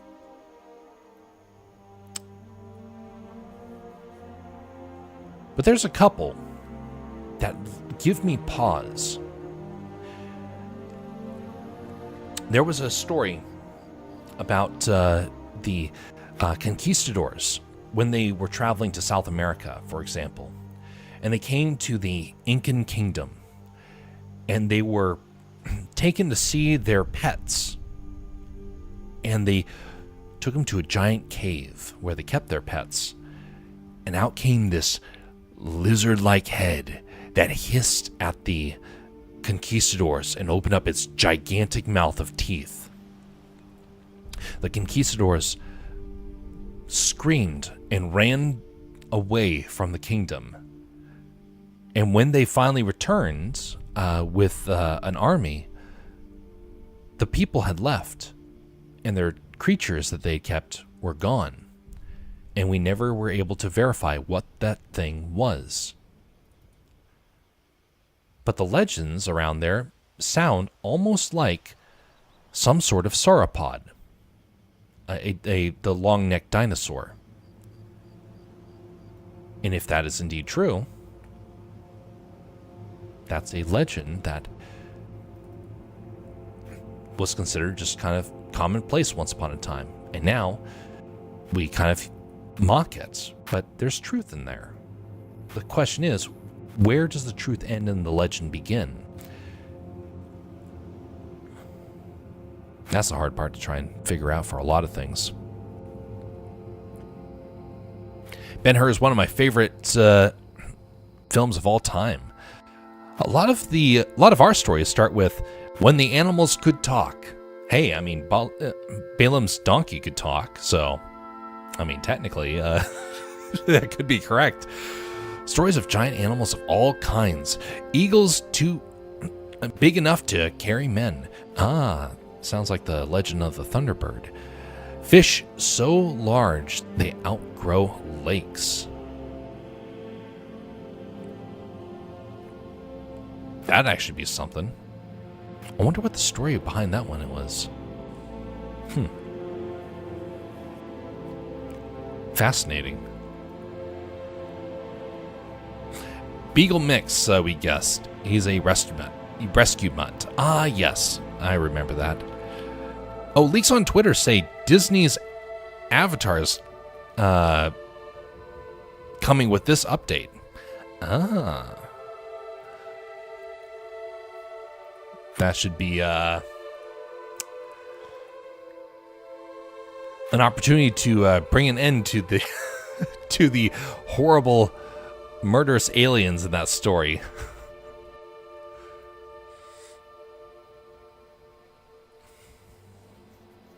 It was such... the Avatar film was such a knockoff of better films. But man, it was a cultural success story.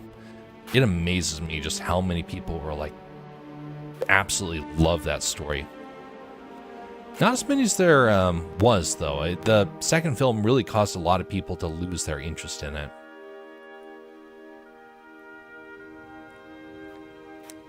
I didn't see the film until it was years and years later.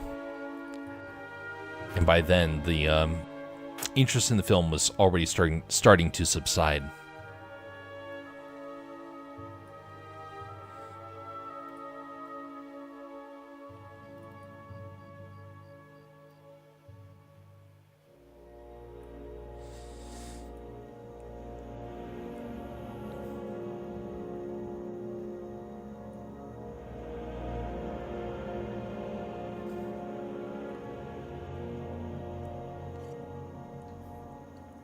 You know, there's been a lot of people. I'm thinking about the giant eagles that could carry men. I've heard those stories before. There's actually many of them across the world. That's one I believe. Wholeheartedly, I believe it. Are the eagles still around? I don't know. I kind of doubt it. But, you know, there's actually some reason to believe that they could be still around. I won't go into the stories necessarily because they're a bit, they're a bit unnerving, honestly. And they kind of would color the creature in a bad way when we don't even have the way to prove one way or the other that they exist yet.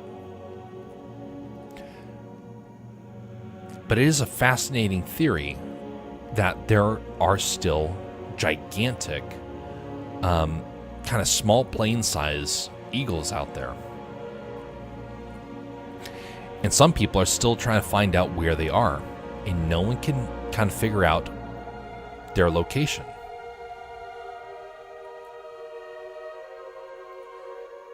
Maybe for the best, because large animals like that would be seen as kind of competition, and I don't think that people would be very merciful if they could find them. Another creature I believe exists, wholeheartedly I believe exists still, is Megalodon. I believe Megalodon swims the oceans. And I believe some footage has come out a couple of years ago that proves it. But we will have to wait and see.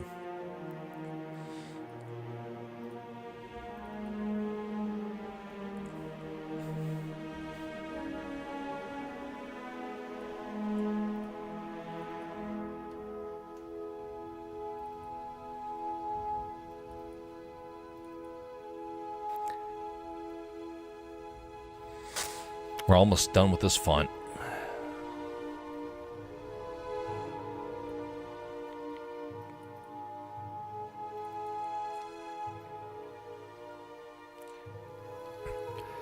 Now, let me mention it like this. One of the reasons why I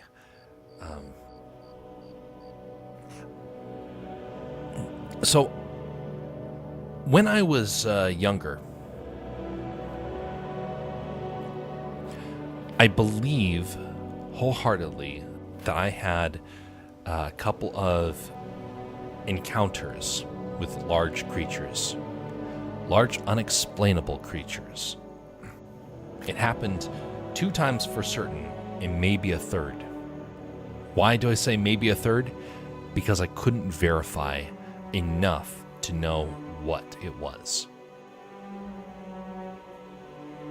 I'm certain of what the other 2 were.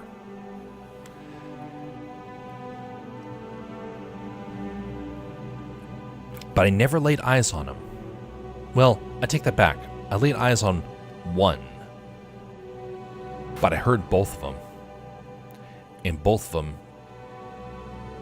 came towards me in a very aggressive manner.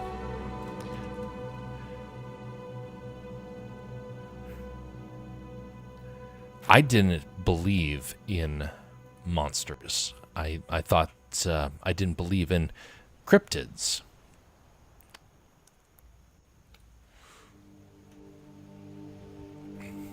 But I did after that point. But not in the way the others were. See, when I went to college, I told some people that story, the one that I had experienced. And I got mocked and ridiculed for it. And so I just never told people. It didn't change the fact that I believed wholeheartedly that I had seen something. But what it did change was the realization that some people do not want to know the mystery behind it. They just want to write off something that is mysterious as a lie, and they don't want to learn about what could possibly be out there that is different than what they understand. The unknown is a scary thing.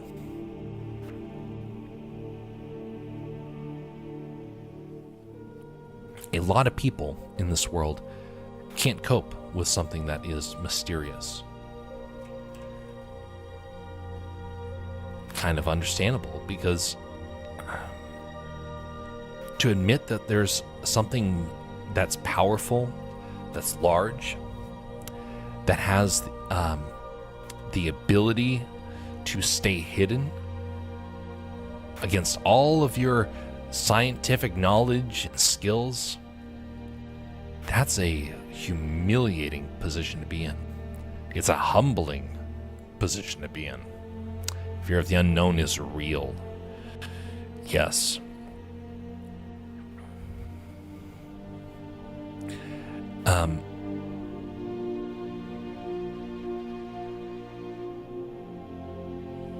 Let's see here. Look at the skins I just put in the Discord. Okay, we'll take a quick look at that.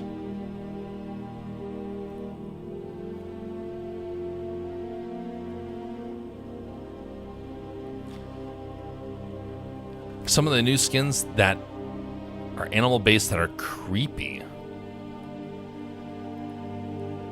Ugh. I mean, actually, it's kind of epic looking, I will say, but it is a little creepy. Oh, now that one is creepy.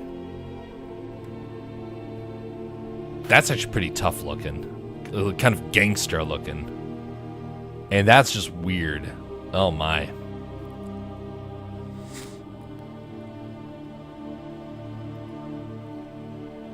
Okay, I can't see this one very well. Oh, here we go. What the? Someone's wearing a costume, huh? Button warmer. Clever. Yeah, the cat one's pretty interesting looking. But yeah, some of those other ones are a little weird. Haven't seen the second Avatar movie yet. It's a weird one.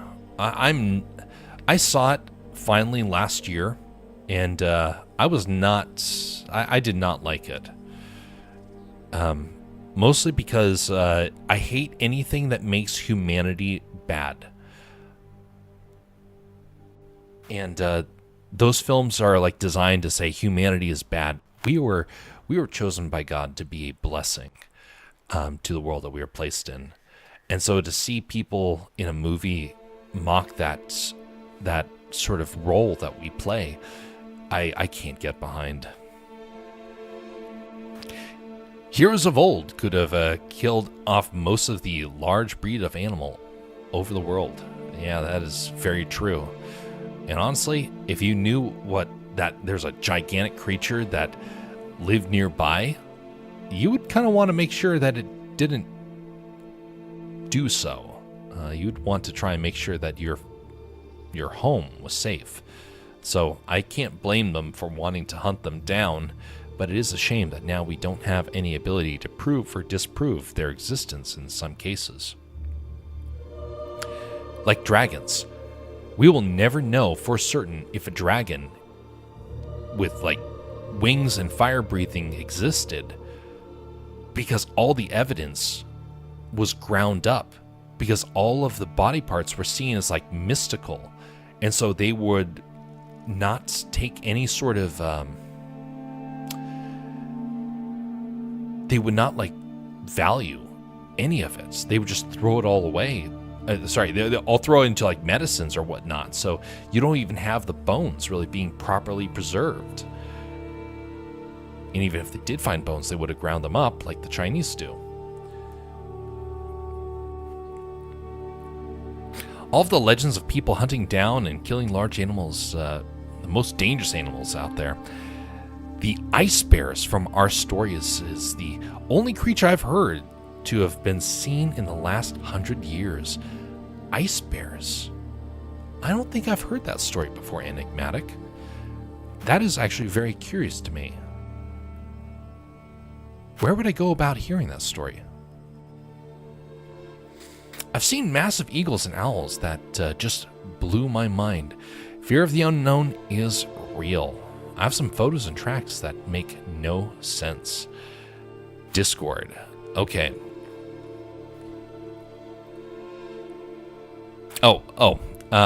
Sorry. The that feature is a little bugged. I don't know why it's bugged. What you can do is the where is that item here? I can't copy it direct from my desktop because it's all glitched. Edit titles. It should be right here. So this is the Discord link. That should take you directly there.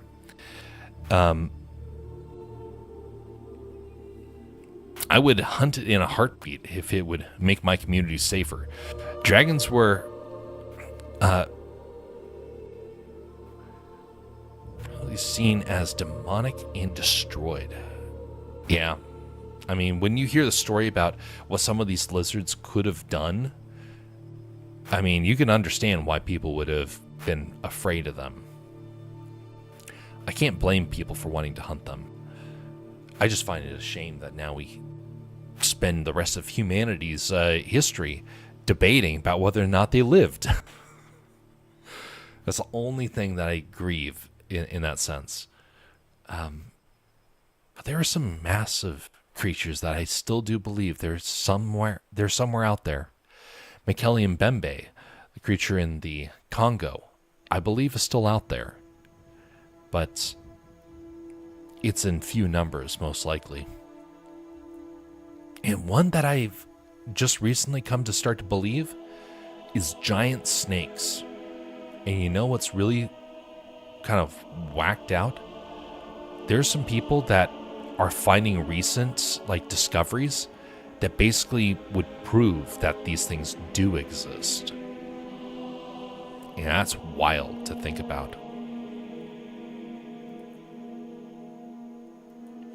Ice bears were bears that would not sleep and would spend their winter dipping into open water, and it would create an insulating armor that covered them before firearms.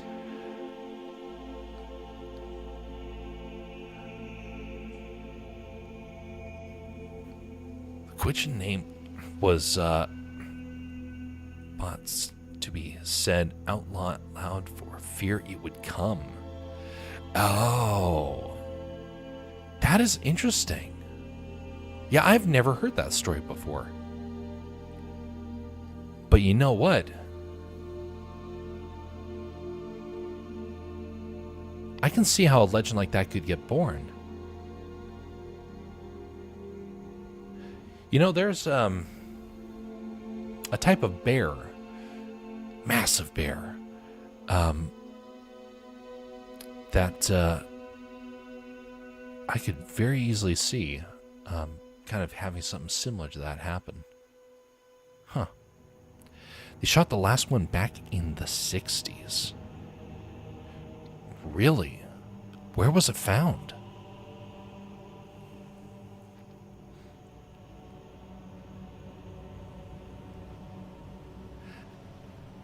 They would have to try and shoot between the ice plates. Next to the village. Interesting. Now that is fascinating. What was the color of the bear? You know what's really kind of interesting is that when something can't post in the disc. Let me change that. Yeah, when that happens, this is just to be able to make sure that we didn't get brand new problems with bots that came in. So let me change your role. All right. You should have the ability to start posting at this point. Grizzly, so brown. Interesting. All right, you should have the ability to post. Let's see here.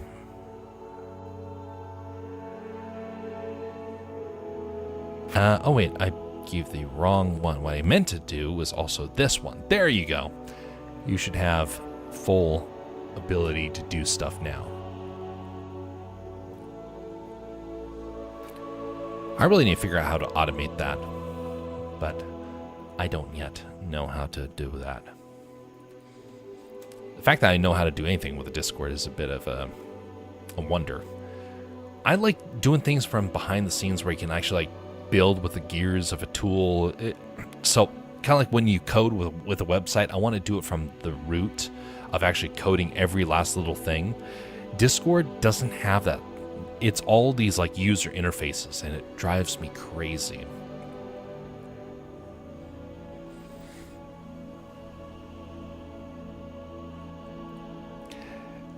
All right. Welcome to the Discord, sir.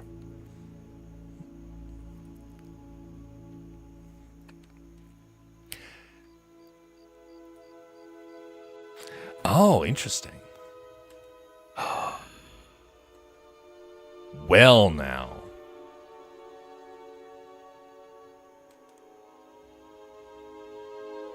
Now that does look familiar, doesn't it?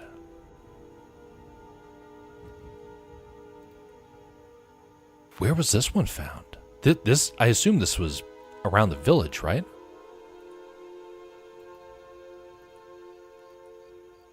Thanks for the upload there.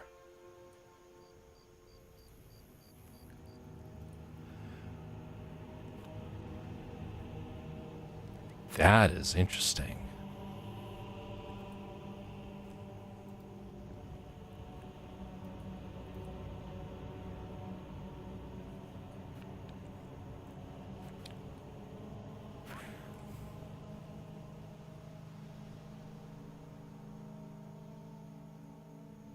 That is big.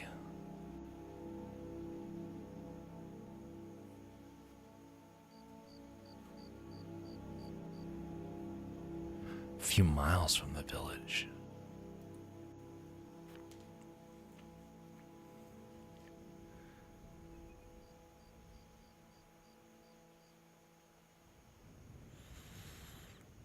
Wowee. I've seen some prints like that before. in different forms. That's huge. Interesting. My uncle said he could see where the tracks disappeared, where there was unmelted ice in the shadow of the tree line. A few miles from the village, the ice was melted, but this time you could see where the ice and snow had been. So maybe the largest, oldest grizzly left out there. Possibly. Man. So there are some legends out there of some large creatures. And I do believe that they still exist. And where they are, I don't know. But I'm guessing that probably further away from the cities. And so I'm not surprised that you would find something like that.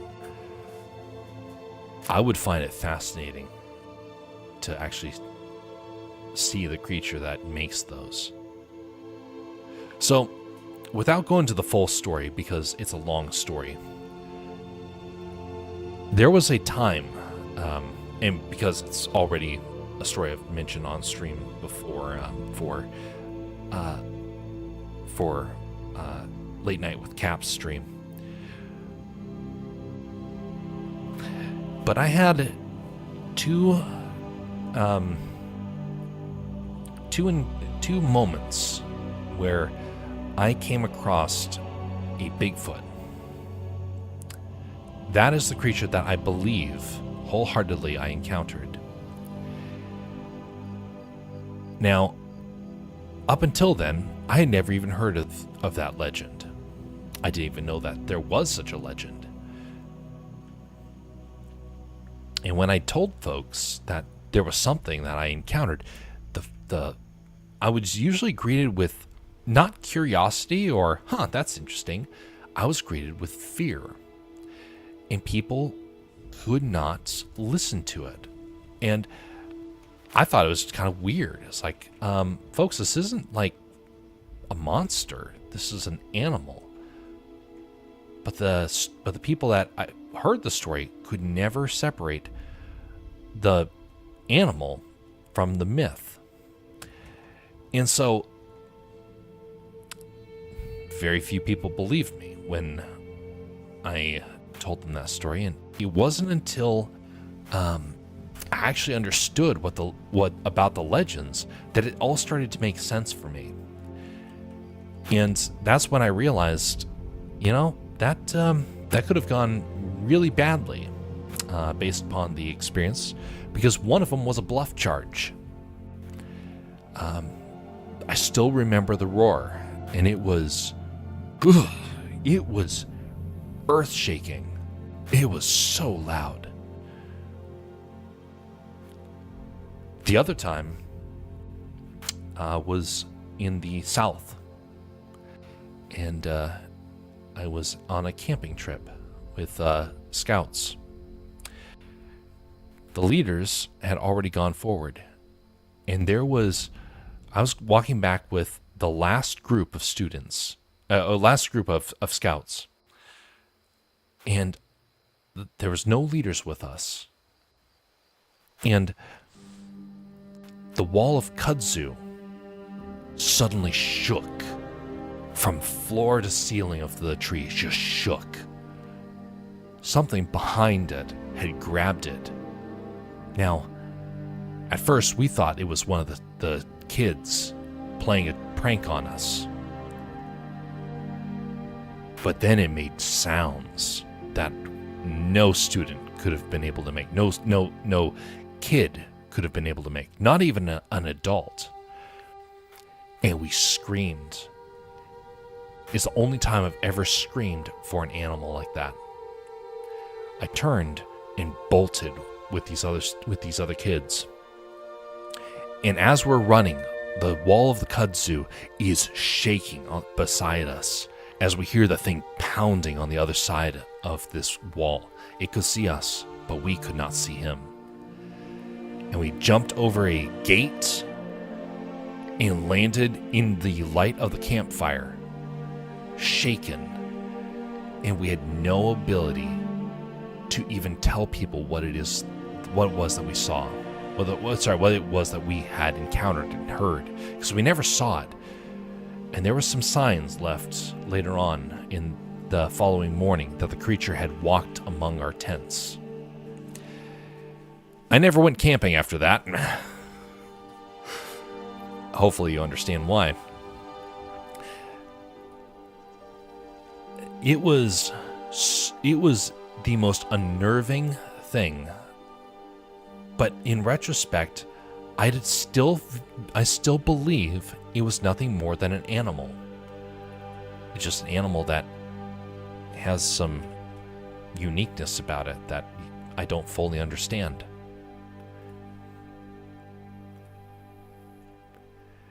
Well, it turns out, after doing research, that's actually fairly common behavior for apes. Fancy that. Oh, wait a minute, that letter's all messed up. Well, now. Okay. I completely forgot to update that one.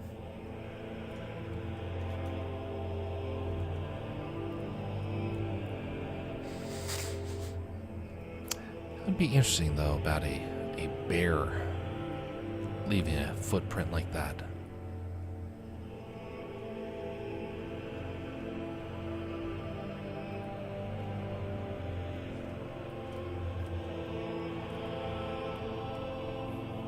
Well, if ever you all find out what that creature is, whatever that possible bear is, I'd love to get a chance to see the kind of follow-up with it.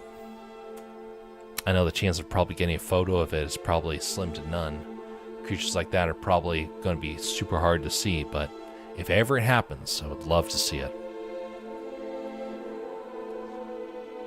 I've been heavily armed since I was a kid. Everything I've seen and heard in the woods, I've ran towards, tracked, and hunted. Indeed. There's definitely the need to be able to do something like that.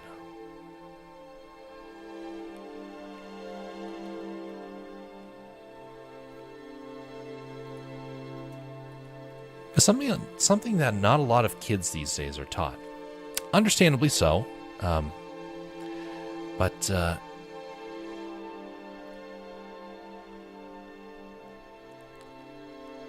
tell you what, when you feel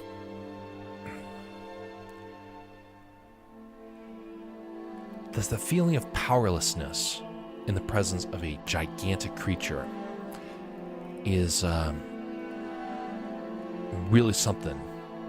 It's kind of like falling into the ocean. Now, in the ocean,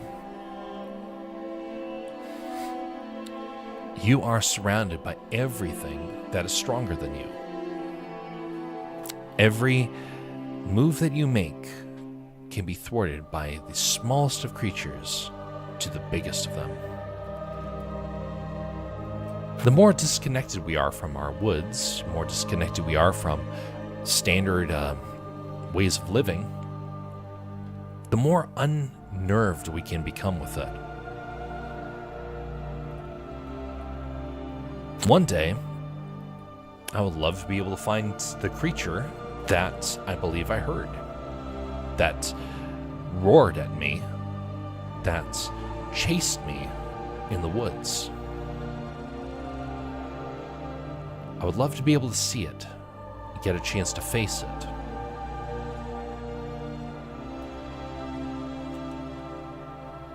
Like yourself, when you're heavily armed, because I kind of believe, based upon the first encounter, that it's probably way bigger than what a standard sort of pistol would be able to do, and so I would want to have a good, heavy pistol or rifle at hand. God in my heart and a gun in my hand, precisely. The ocean is a whole different ballgame. I'm an interior native, grew up on a river and lake. Grew up on rivers and lakes, but the ocean is way different. So my ancestors sailed the seas. They were Vikings. And I have horrible, horrible allergies to the interior. The only time my allergies have ever disappeared is on the ocean. I have an immense respect for the creatures of the ocean, and honestly, a healthy fear of them. But it's kind of funny. I've always had a nervousness about the ocean, but I've never felt more alive when I'm on it. Kind of fascinating how that ends up happening.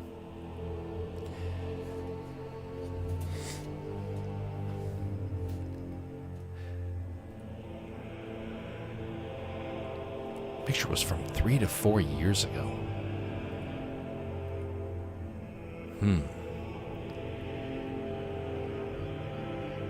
I'm gonna have to remember that story. So that's a fascinating one.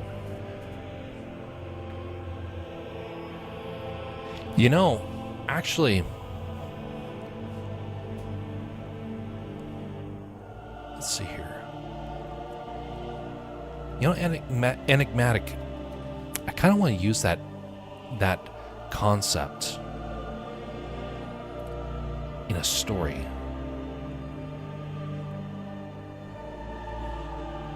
The thing about the ice bear. It's a fascinating thing. Now my brain's like all lit up right now. That's an interesting, man. Just the thought that I haven't heard about this legend before is just fascinating to me. I love hearing stories like that.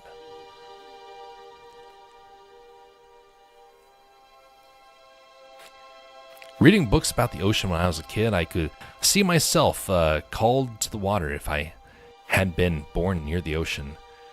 I'll tell you what, coastline is fine, deep ocean, ooh. Man, it's like, it makes me dizzy to even think about the deep ocean.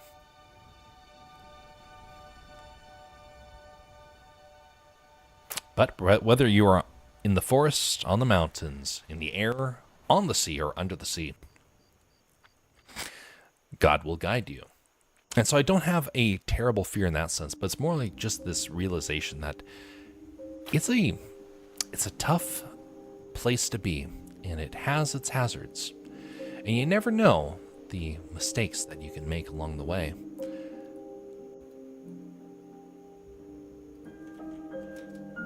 I would love to go cryptid hunting one day. Don't really have the resources or even the experience. Can't really afford it. But it is something where I do wish I could do some of that. Mostly because I love to learn about the creatures. Not that I don't really want to hunt them necessarily I don't have the need to hunt them for food or whatnot, but I want to hunt them for the understanding, to be able to see and marvel. 21, okay. Exports as.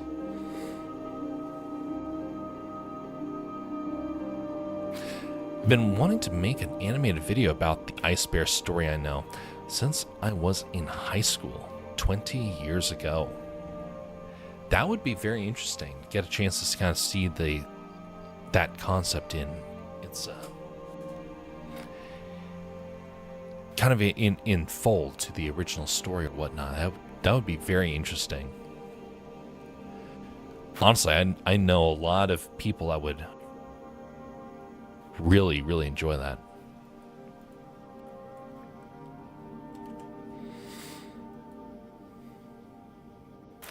There's a story I've been writing for the last couple of months, and I'm very close to announcing what that story is. But in it, there is a mystery about a creature, a very mysterious creature that turns out to be a little bit less mystifying than the audience first begins to believe. I hope to have that story finished soon. I am in the process of fleshing out the bare bones of it. I'm in the third chapter of 8, trying to get that thing refined. And when it is finished, this is actually going to be something that I start to promote on this channel as one of the follow throughs with an old art and story redeem that was done by two of our audience members, both Ha and Rolling Chairs. This is a culmination of their redeem. It has been a long time in the making, a full year in the making, but it is getting close to being finalized. Stories of the Ice Bear would fit right in with the Game of Thrones books as a creature north of the ice wall. I would find, I think that concept is just so incredible.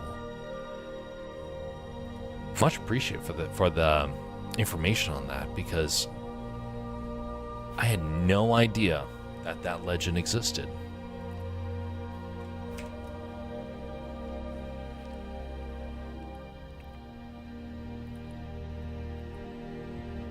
Oh, come on, it didn't save the right one. Okay, let's try this again. Oh, that's because it did get updated. So we're going to call this version 2. There we go.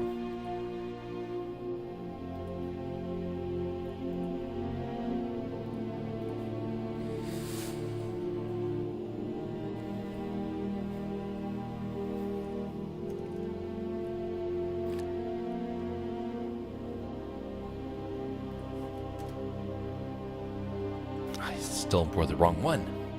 My bad. Okay. Wait a minute. Where's the new one? Is that the top? Oh, no, I forgot I have to copy it over. Copy. And I have put into documents because that is how this is set up. Because it will not access the drive for whatever reason. Legend Seekers, temp, and paste. Try this again.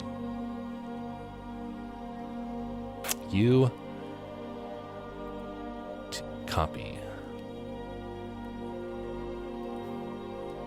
What the? I'm messing this up.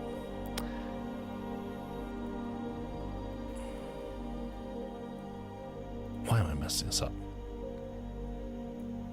My brother was looking for similar stories out there, but only found the ones from here in the Yukon Flats.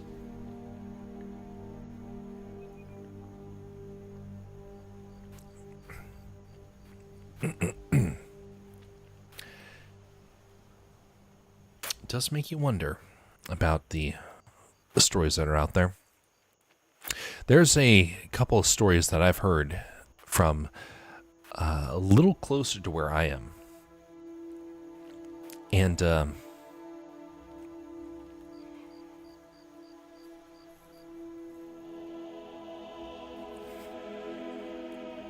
I wonder how many of them are like recent stories versus really old stories.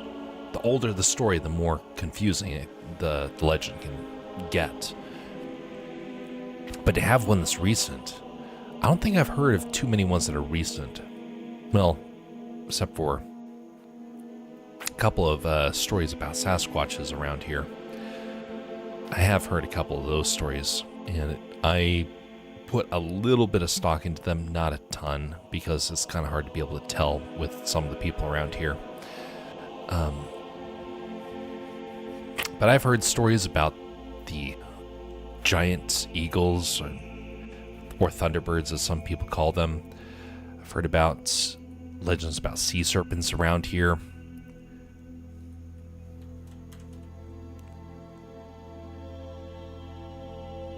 Then the internet just makes things so much more confusing, because when you try and do research on some of these things, you find that a lot of people have reported like their version, and it's not even like the original story. And the internet tends to have a lot of, we'll say, a lot of weird Redditors where they don't really spend a whole lot of time doing their research, and so they end up posting like the first thing that comes to their mind. And so there's some weird Reddit stories that kind of make it harder to get to the original legends.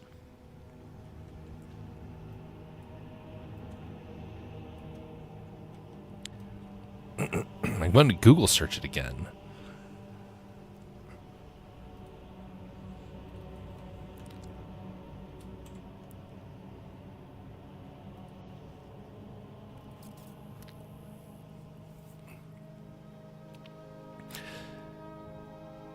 One of the places that has an immense series of really deep stories of cryptid-like creatures is Japan. Thousands of them, but a lot of them are probably make-believe. But there's a couple of them that really make one get curious.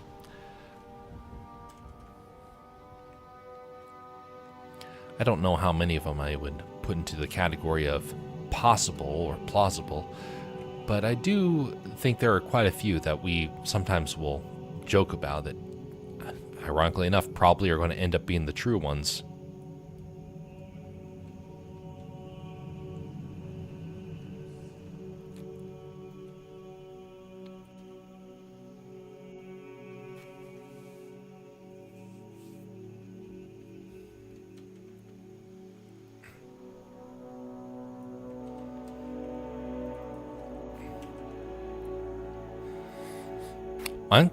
My uncle's grandfather told him a story of watching a giant moose-like animal coming out of a lake. I looked online using his description and found an Ice Age animal that fits, a species of elk. You don't mean an Ice Age elk, do you? I know this creature from the fossil record. Big creature.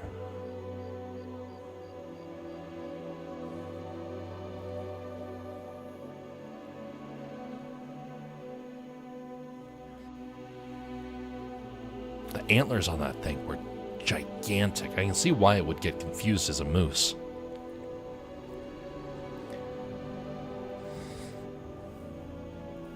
If that is indeed the case, that would be a fascinating find. Isn't it interesting how many creatures can hide in this world? And we don't really have any way of proving or disproving them, really. Some of them are gigantic creatures that are basically living under our very noses, kind of like the giant squid. It's in areas that have been traversed by sailors for a long time, and people claim to have seen it. But it wasn't until the modern age that we finally understood that it actually did exist. Does exist. Kind of funny how that happens. Even the antler description fit. It had been submerged for an unknown amount of time before it came up and walked out of the lake. Well, I remember that seeing like a couple years ago, I saw a moose that was hiding under the water with his nose just poking up out of the surface as it was trying to stay away from all the mosquitoes. I wonder if that thing was doing the same sort of thing, or maybe it was feeding for grass at the bottom of the lake. Who knows?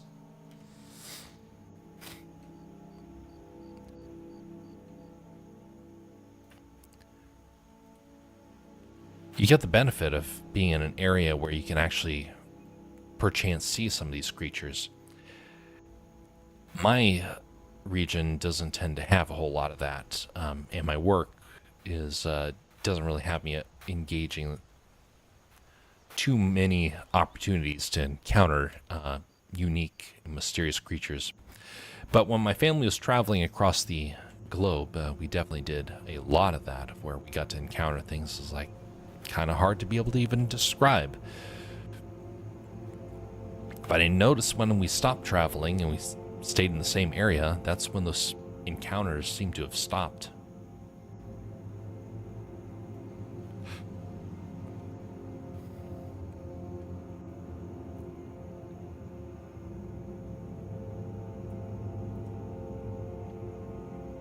Is the one thing I would like to use a drone for.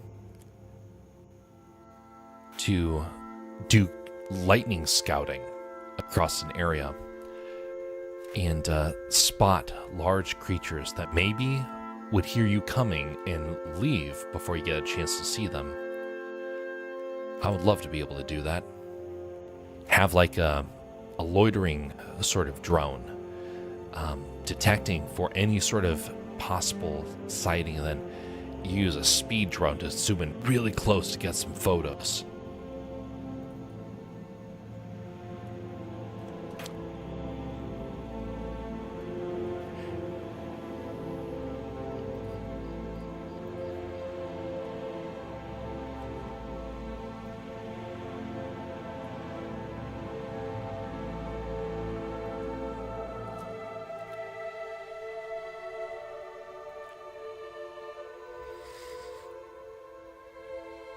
That reminds me of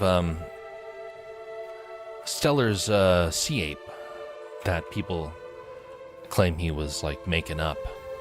And we don't know what it was, but he saw a fascinating creature when he was traveling in Alaska back in the early days of exploration of Alaska. And it was a playful creature that kind of was like a gigantic otter. But it was different, and we don't know in what way.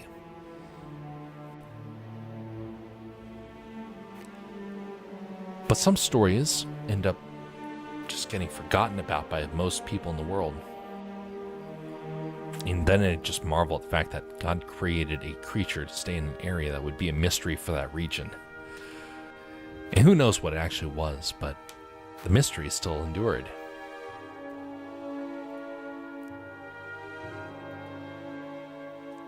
Here we go. We're going to try this out now. A, B, C, D, E, F, G, H, I, J, K, L, M, N, O, P, Q, R, S, T, U, V, W, X, Y, and Z. All right, let's look at this font. Oh, come on. That's way too big. There we go. Now we can see more of it.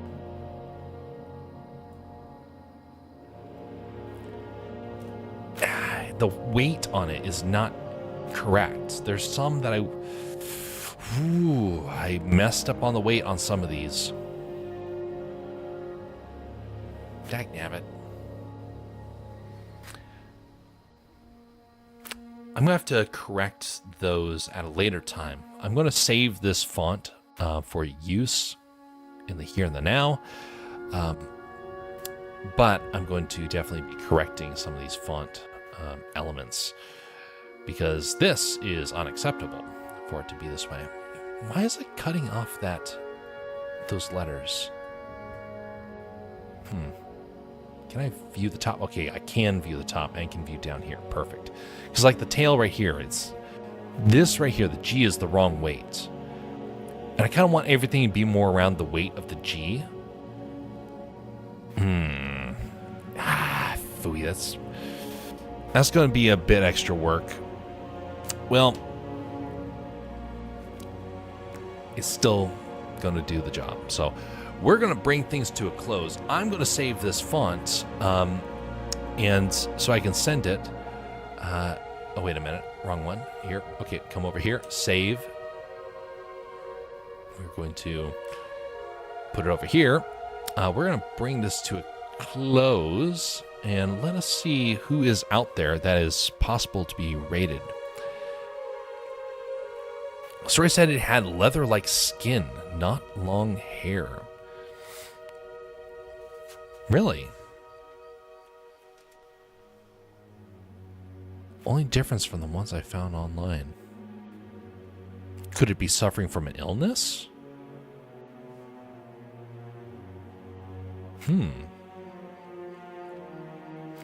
Maybe it was in a fire and its fur got burned and so it was in the water. I don't know. I find that kind of fascinating. Gen Seeker font version 1.0. Save.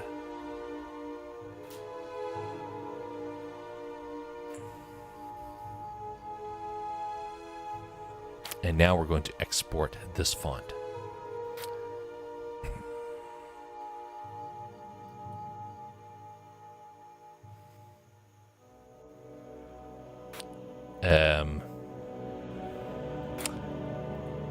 Okay, well, I'll figure this part out once we close things out. Anyway, let's see who is online that can be rated.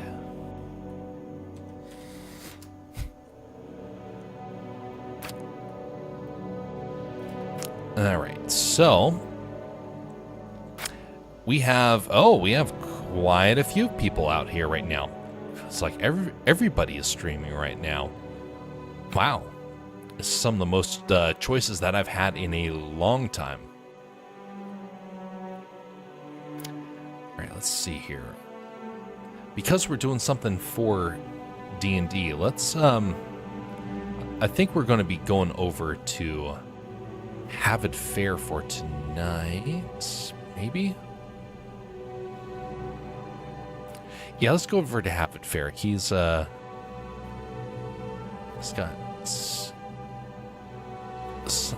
some sort of painting of a group of folks.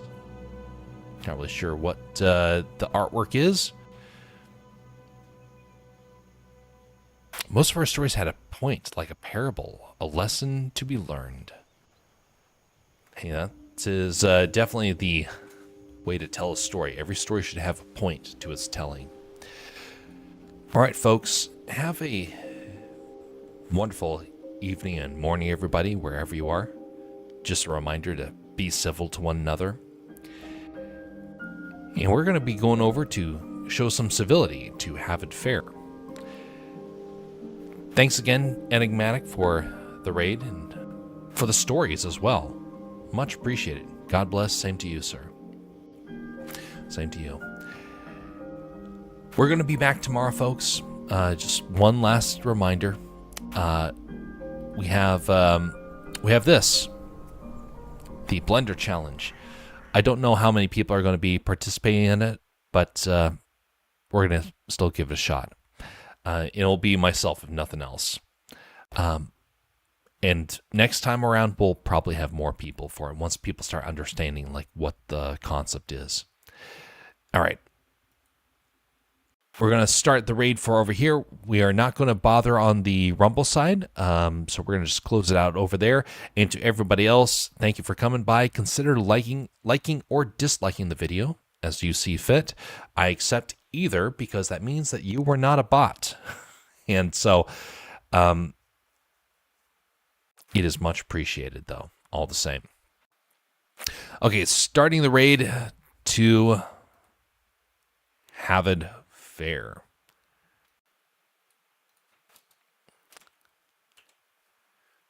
Havid Fair. There we go. All right, starting the raid.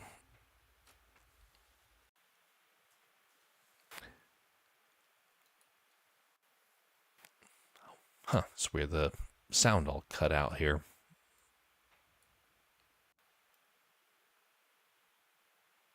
Yeah, peculiar. All right. Heading on over there. To the rest of you, have a very pleasant evening and morning. We will see you all later.